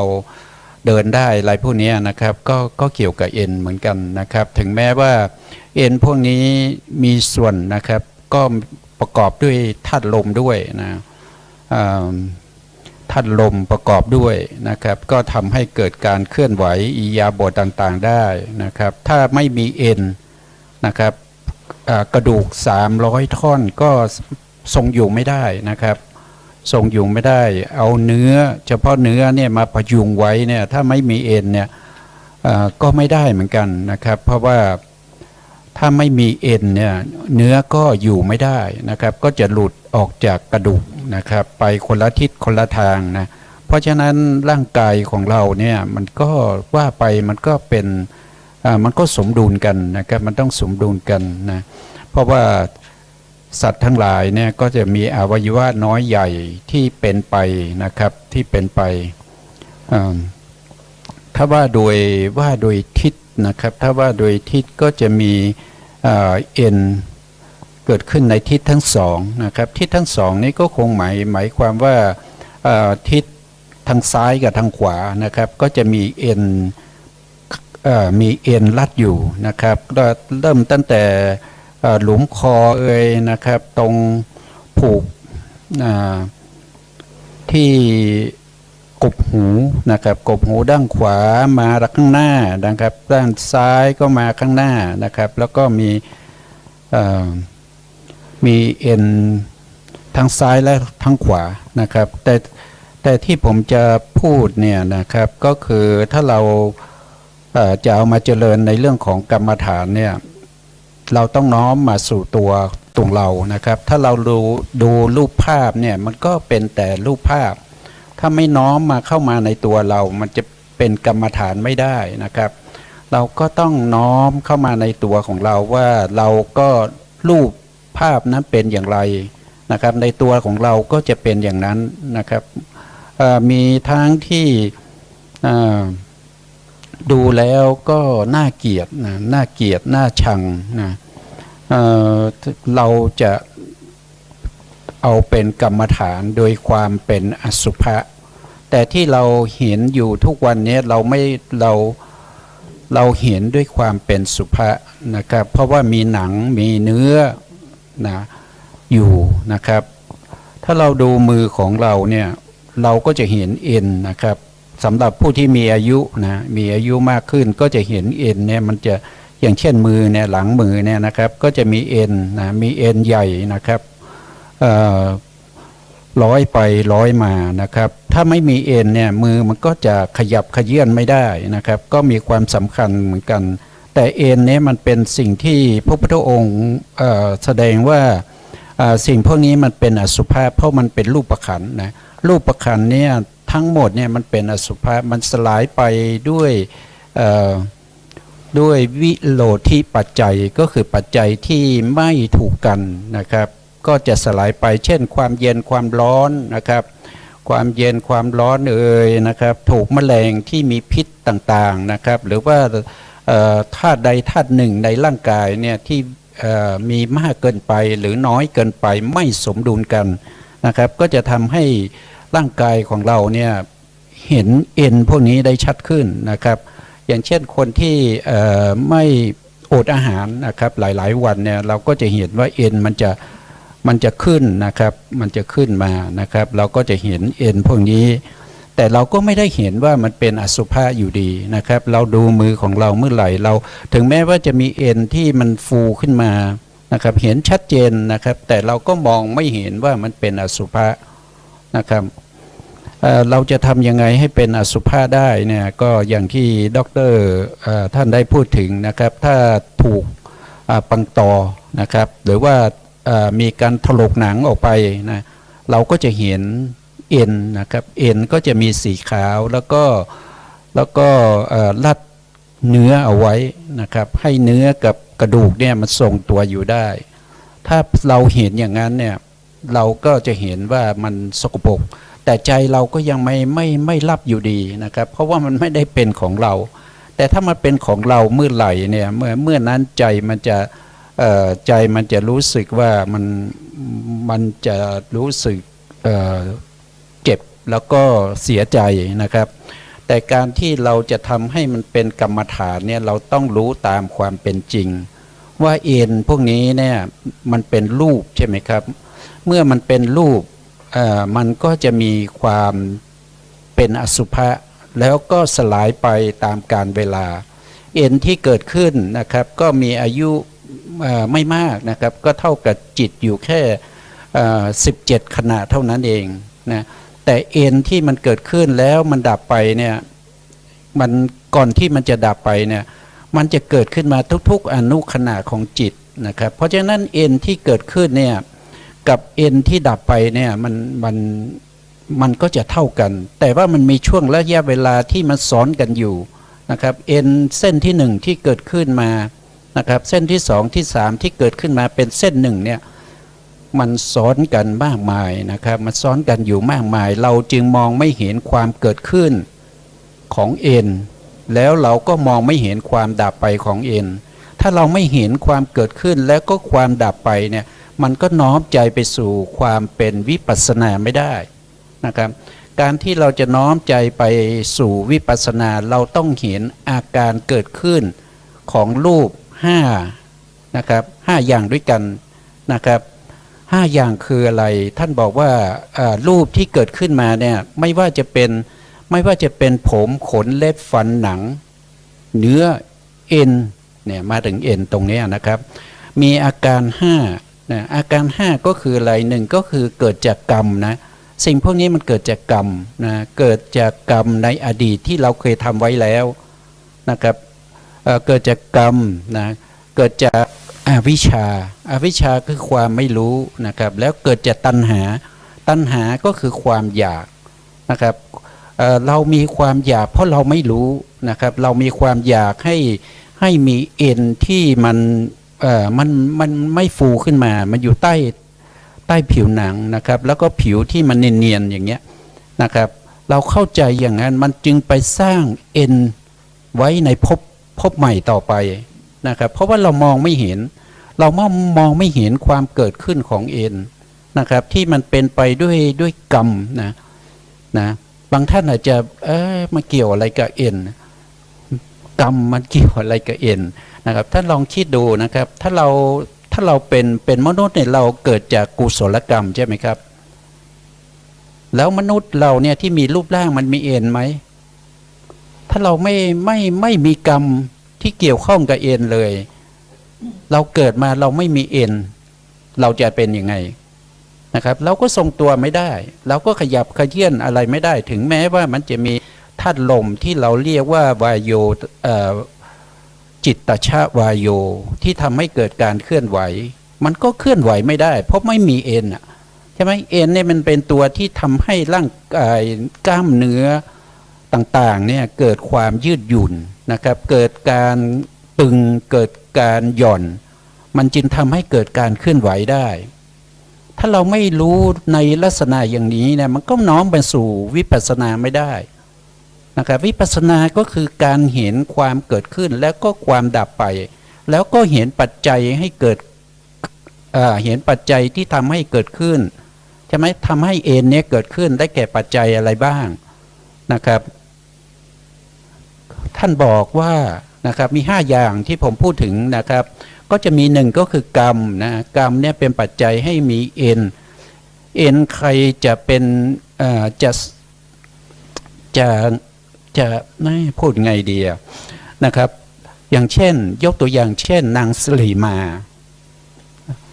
นางวิสาขาดีกว่านะครับนางวิสาขาเนี่ยท่าน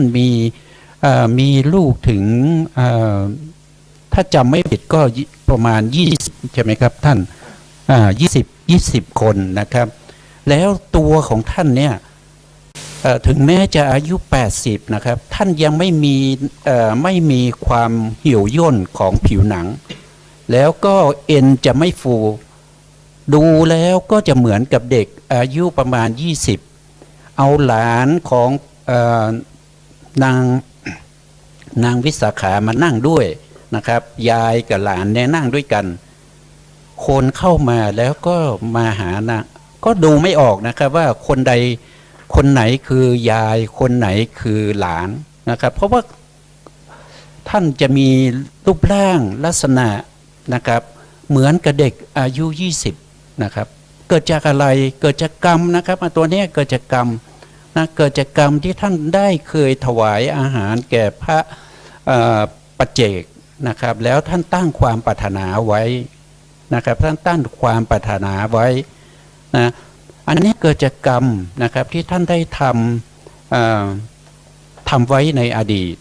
นะครับทำไมท่านต้องทำไว้ก็เพราะว่าท่านไม่รู้นะท่านไม่รู้นะครับก็คืออวิชชานะท่านไม่รู้แทนที่ท่านจะตั้งความปรารถนาให้ไปนิพพานเลยนะครับแต่ท่านตั้งความปรารถนาให้มีรูปร่างที่สวยงามไม่ว่าจะอายุเท่าไหร่จนกว่าท่านจะเสียชีวิตนะครับก็คือ120 ปีนะครับถ้าจำไม่ผิดนะนางวิสาขาเนี่ยอายุอยู่120 ปีแล้วก็รูปร่างหน้าตาทุกอย่างเหมือนกับเด็กอายุ20จะรู้ได้ต่อเมื่อ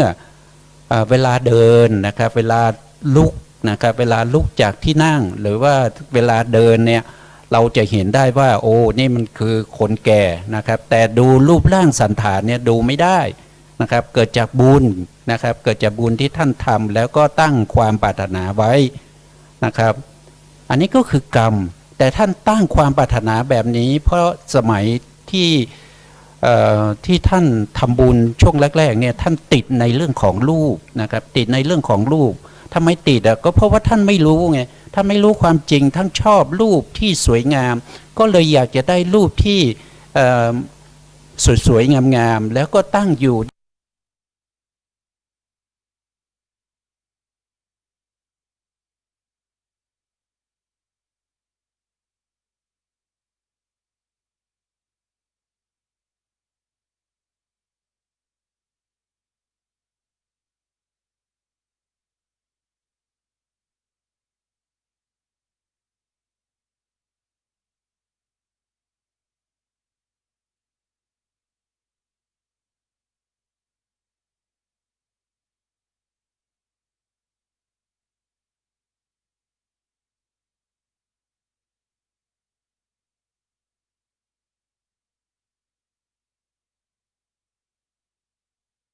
นะท่านก็ไม่ได้ลำบากในเรื่องของการที่จะต้องหาโภคทรัพย์นะท่านเป็นเศรษฐีนะครับท่านก็จะมีพวกนี้มาคอยดูแลบำรุงรักษานะครับประกอบกับกรรมเก่าที่ให้ผลมานะครับอันนี้ก็คือข้อที่4ส่วนข้อที่5เนี่ยคือไม่รู้รูปที่คือไม่รู้อาการลักษณะของความเกิดขึ้นของรูปที่เราเรียกว่านิพพตินิพพติก็คืออาการเกิดขึ้นของรูปนั้นนะครับอย่างเช่นเอ็นเนี่ยมันเกิดขึ้นมาในลักษณะของการเกิดขึ้นเนี่ยมันเป็นอย่างไรเนี่ยไม่รู้นะครับรูปเกิดจากกรรมก็ต้องเกิดทุกๆอานุขณะของจิตนะครับแล้วก็กรรมชรูปพวกนี้เนี่ยมันเป็นลักษณะที่มันเกิดทุกๆอนุขณะจิตแล้วก็ไม่มันจะมีการเกิดขึ้นพร้อมกับจิตเฉพาะตรงที่อุปาทขณะของปฏิสนธิจิตแล้วก็จะดับพร้อมกับพังคขณะของจุติจิต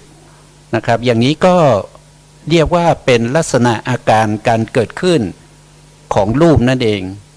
นะถ้าเราไม่รู้รูปเกิดขึ้นได้อย่างไร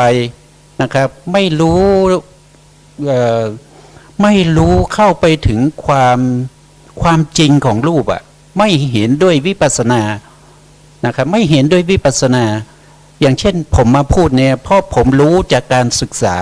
แต่ผมยังเข้าไม่ถึงเรื่องของวิปัสสนาถ้าผมเข้าถึงวิปัสสนาได้ผมก็จะละความเป็นสุภาษได้ความเป็นสุภาษนี่มันเป็นอะไรเป็นวิปลาสเขาเรียกว่าสุภาพวิปลาสนะครับเกี่ยวกับเรื่องรูปทั้งหลายเนี่ยเป็นเห็นโดยความเป็นสุภาพก็คือสวยงามนะถ้าเราสามารถที่จะเห็นได้ด้วยวิปัสสนาเนี่ยนะครับเมื่อเราเห็นได้ด้วยวิปัสสนาเนี่ยไม่ว่ารูปนั้นจะเป็นรูปของใครเป็นรูปของนางวิสาขานางสลิมาหรือว่าของใครก็ตามนางสาวไทยหรือว่านางงามจักรวาลเห็นแล้วก็ต้องรู้ได้ทันทีว่าสิ่งพวกนี้มันเป็นสิ่งที่เป็นอสุภะมันเป็นสิ่งที่ไม่สวยไม่งามมันเกิดขึ้นมันตั้งอยู่แล้วมันก็จะดับไปตามเหตุตามปัจจัยนะครับถ้าเราไม่เข้าใจอย่างนั้นเนี่ยเราเข้าสู่วิปัสสนาไม่ได้นะครับการที่เราศึกษาให้เกิดความรู้ความเข้าใจมันเป็นพื้นฐานนะครับมันเป็นพื้นฐานอย่างผมศึกษามาเนี่ยผมรู้ตรงนี้ได้ก็ผมศึกษามาทำไมต้องศึกษาถ้าไม่ศึกษาเราไม่มีสัจจญาณนะครับอย่างที่พระพุทธองค์ได้แสดงให้แก่ปัญจวัคคีย์นะครับ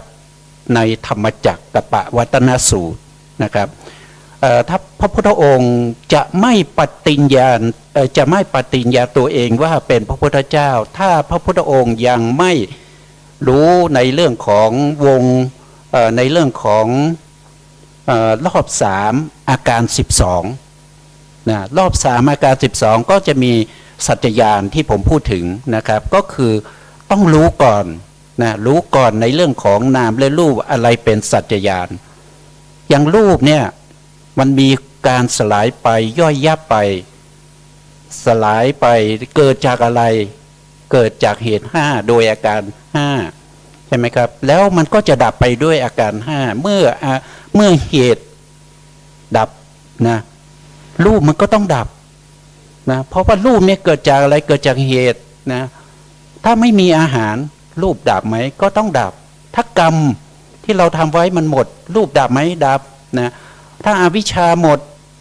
นะเรามีวิชาก็คืออรหันตมรรคอรหันตผลนะมันก็ไปฆ่าอาวิชชาถ้าเราไม่มีตัณหานะครับเราไม่อยากนะเรารู้ว่าสิ่งพวกนี้มันเป็นอสุภะเราไม่เกิดความอยากมันก็ไม่เกิดเราก็ไม่ต้องมาเป็นอย่างนี้นะครับนั่นคือความดับโดยอาการ5นะครับแล้วสิ่งพวกนี้ที่เราศึกษาเนี่ยสิ่งแรกเนี่ยก็คือสัจจญาณที่เราศึกษาให้รู้ให้เข้าใจเนี่ยคือสัจจญาณเมื่อเราศึกษารู้และเข้าใจแล้วเราก็จะเห็นว่ารูปมันเป็นอะไรมันเป็นทุกขสัจทุกขสัจเรามีหน้าที่อะไรเราจะทำอะไรกับทุกขสัจ ทุกขสัตว์มีหน้าที่ที่เราต้องกำหนดรู้ ทุกขสัตว์ไม่ใช่มีหน้าเราไม่ใช่มีหน้าที่เป็นล่าทุกขสัตว์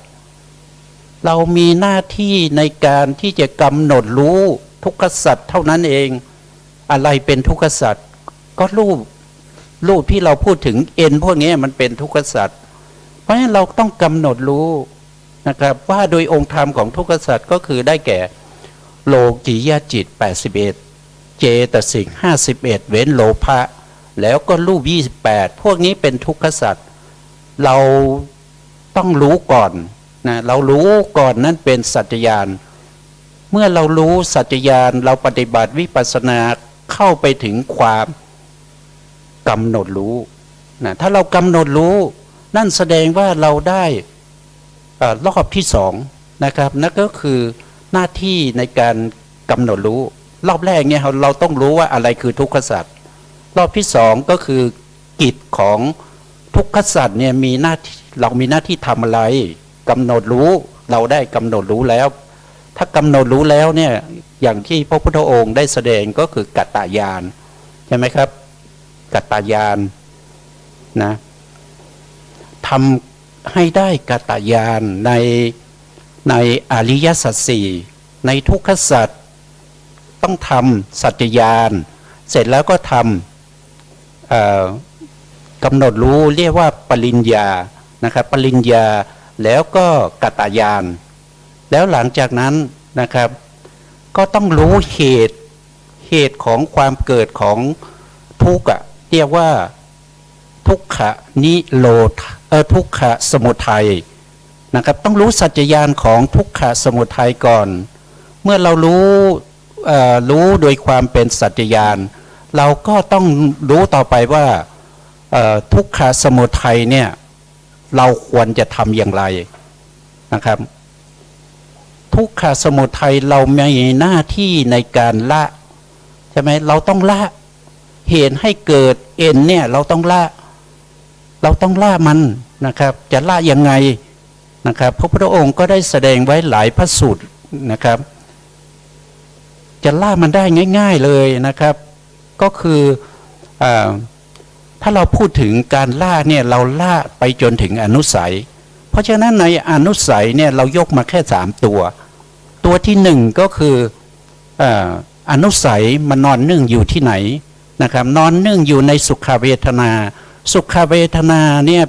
อนุสัยที่นอนนึ่งอยู่ในสุขเวทนาเราเรียกว่าเป็นกามราคานุสัยใช่ไหมเราจะละตัวนี้เราละได้ยังไงนะครับกามราคานุสัยเป็นตัวที่1นะครับตัวที่2ก็คือได้แก่ปฏิฆานุสัยนอนเนื่องอยู่ในโทมนัสเวทนาหรือทุกขเวทนานะครับอันนี้คือปฏิฆานุสัยนอนเนื่องอยู่ในนั้นแล้วก็อันที่3ก็คือนอนเนื่องอยู่ในทุกขมสุขเวทนาอันนั้นคืออะไรก็คืออวิชชานุสัยนะการที่เราจะละสิ่งพวกนี้ได้เราต้องมีสัจจญาณต้องเข้าใจก่อนต้องรู้ก่อนนะถ้าเราไม่รู้เนี่ยเราละมันไม่ได้นะเราละมันไม่ได้เราไม่รู้เลยหน้าตาเป็นยังไงเนี่ยอย่างเช่นเขาให้เราไปหาสิ่งใดสิ่งหนึ่งใช่ไหมครับคุณไปหาคนนี้หน่อยนะเขาอยู่ที่ไหนเขาอยู่วัดสวนดอกเขาชื่อนี้นะเราก็ไม่รู้ว่าหน้าตาเป็นยังไงเขาทำงานอะไรอยู่ชั้นไหนนะไม่รู้แล้วเราจะไปหาได้ไงถามเขาก็บอกว่าไม่รู้คุณไปหาเองไปหาดร.บุญนะเราไม่รู้จักเราจะไปหาได้ไงใช่ไหมเราต้องรู้จักนะครับอันนั้นคือสัจจญาณเมื่อเรารู้จักแล้วเราจะทำยังไงกับสิ่งที่เรารู้จักก็คือกิจญาณนะครับเมื่อเราทำเสร็จแล้วนะก็จะเป็นกัตตญาณก็คือปฏิเวทก็คือทำเสร็จแล้วนะครับก็ทำในอริยสัจสี่ทำในทุกขสัจนะครับทำในสมุทัยสัจทำในนิโรธสัจแล้วก็ทำในมรรคสัจเมื่อครบ4 นะครับเมื่อครบ4อย่างนี้แต่ละอย่างทำ3รอบนะครับก็คือทำสัจจญาณกิจจญาณกตญาณนะครับก็รวมเป็นอาการ12วงรอบ3อาการ12พระพุทธองค์จึงประกาศตัวเองว่าเป็นพระพุทธเจ้านะครับไม่ใช่ว่าพระพุทธเจ้าอยู่ๆก็ประกาศตัวเองขึ้นมาโดยไม่รู้ว่ามาได้อย่างไรนะครับอันนี้เป็นสิ่งที่ทุกคนถ้าหวังความเจริญในเรื่องของวิปัสสนาต้องเดินไปทางนี้เพราะว่ามันมีทางเดียวมันไม่มีหลายทางนะครับทุกพระสูตรในพระพุทธองค์มุ่งสู่ตรงนั้นนะครับอย่างเช่นเอ็นที่เราพูดถึงอยู่ตรงนี้เราต้องทำสัจจญาณกิจจญาณแล้วก็กัตตญาณในอริยสัจสี่ให้ได้นะครับนั่นก็คือจุดมุ่งหมายของพระพุทธศาสนานะครับขอบคุณครับผู้การ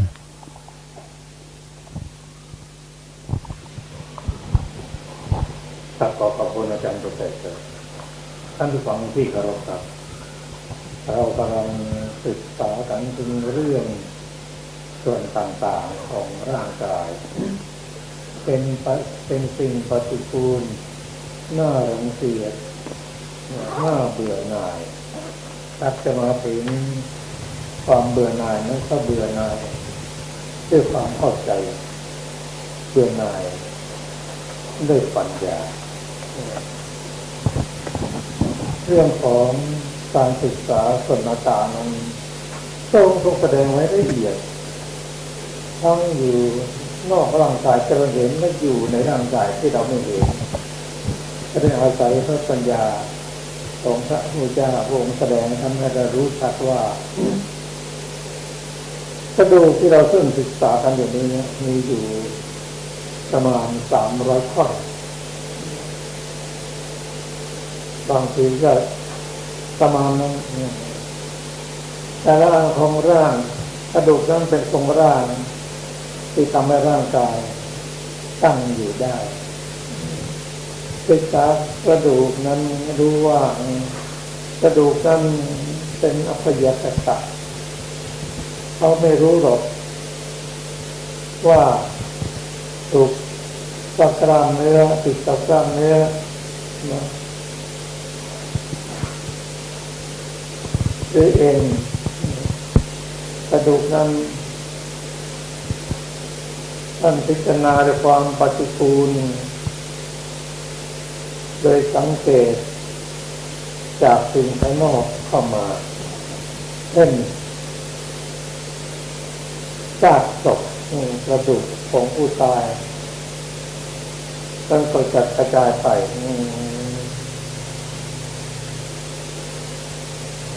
ซึ่งพระองค์ได้กล่าวถึงกระดูกนั้นว่าซากศพเกิดในซากศพของเน่าเกิดในของไม่สะอาดของเหม็นเกิดในของเหม็นของเสื่อมสภาพเกิดในของที่ต้องสลายไป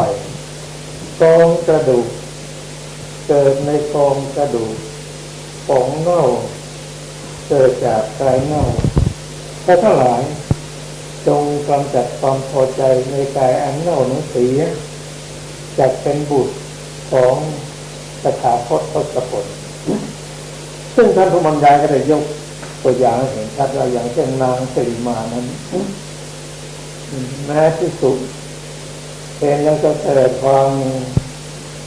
พอใจติดใจเกิดความใกล้เกิดความกำหนัดถ้าไม่เกิดโลภะก็ตัณหานั้นเป็นตัวที่ทำให้เกิดทุกข์ทั้งปวงความทุกข์ทั้งสิ้นเกิดจากตัวตัณหาเมื่อตัณหามันเกิดคือทำให้เกิดความยินดี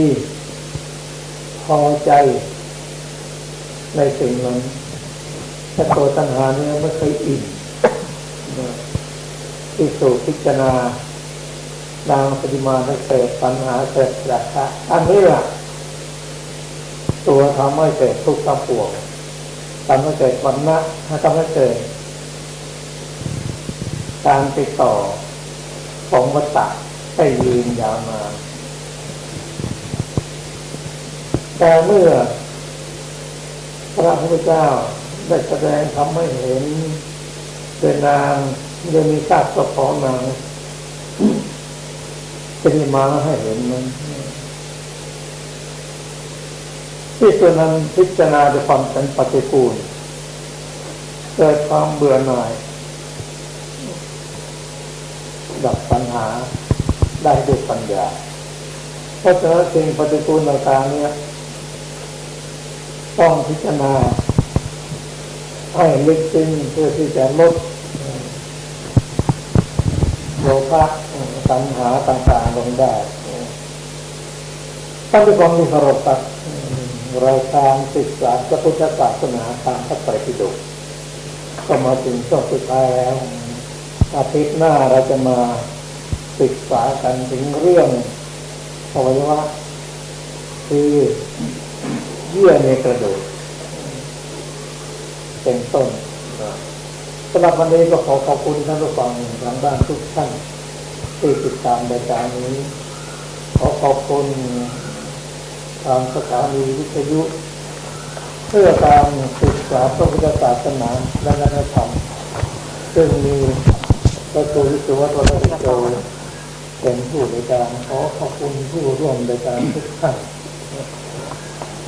ก่อนจะจบรายการขอเชิญทุกท่านได้กล่าว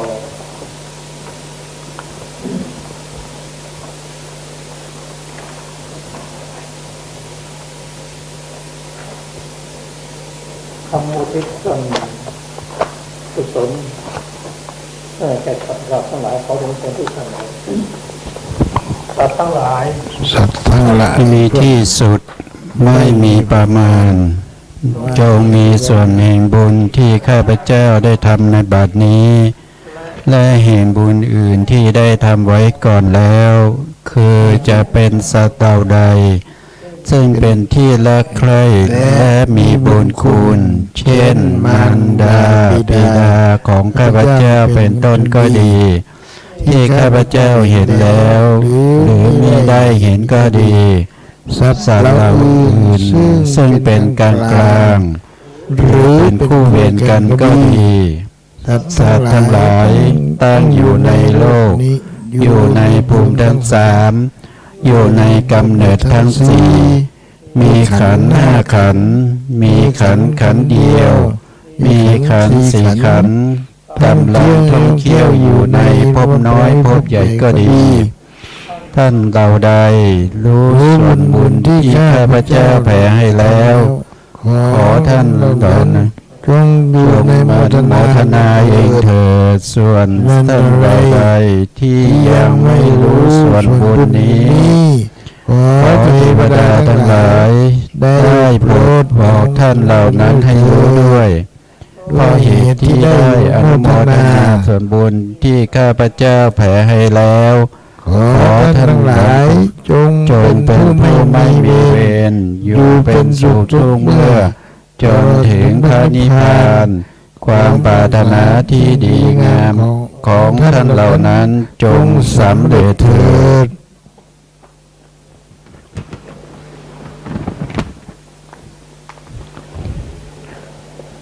อานิ นิ ส ส ง ง ส์ ส์ ที่ แห่งกุศลที่ได้ทำแล้วนี้ ขอพระศาสนาของพระโลกนาถจงสว่างไสวัยด้วยข้อปฏิบัติมีศีลเป็นต้นอันบริสุทธิ์ขอพระศาสนาของพระสัมมาสัมพุทธเจ้าจงสถิตอยู่ในโลกตลอดกาลนานขอพวงสัตว์จงมีความเคารพในพระพุทธศาสนาเป็นนิจขอฝนจงตกในพื้นปฐพีโดยชอบตามฤดูกาลขอผู้ยินดีในพระสัทธรรมจงปกครองชาวโลกโดยธรรมเถิด สมุทโธภะคะวา พุทธังภะคะวันตังอภิวาเทมิสวากขาโตภะคะวะตาธัมโมธัมมังนัมมัสสามิสุปฏิปันโนภะคะวะโตสาวกสังโฆสังฆังนามามิสาธุอนุโมทนากับทุกท่านบุญมาแจกทุกบุญ ขอบคุณ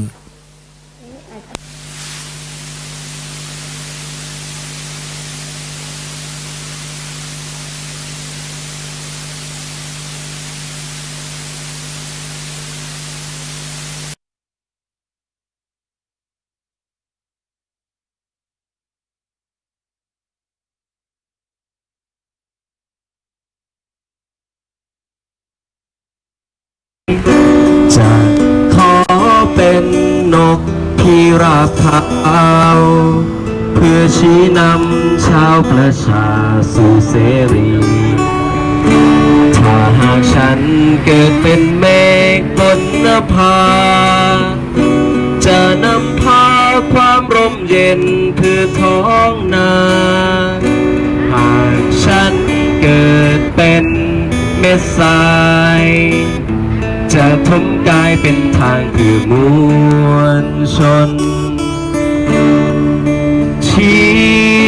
วายอมพลีให้มวลชน ที่ทุกข์ทนขอพลีตนไม่ว่าจะตายกี่ครั้งถ้าฉันเกิดเป็นนกที่โผบินติดปีกบินไปให้ไกลไกลแสนไกล จะขอเป็นนกพิราบขาวเพื่อชี้นำชาวประชาสู่เสรี ถ้าหากฉันเกิดเป็นเมฆบนนภา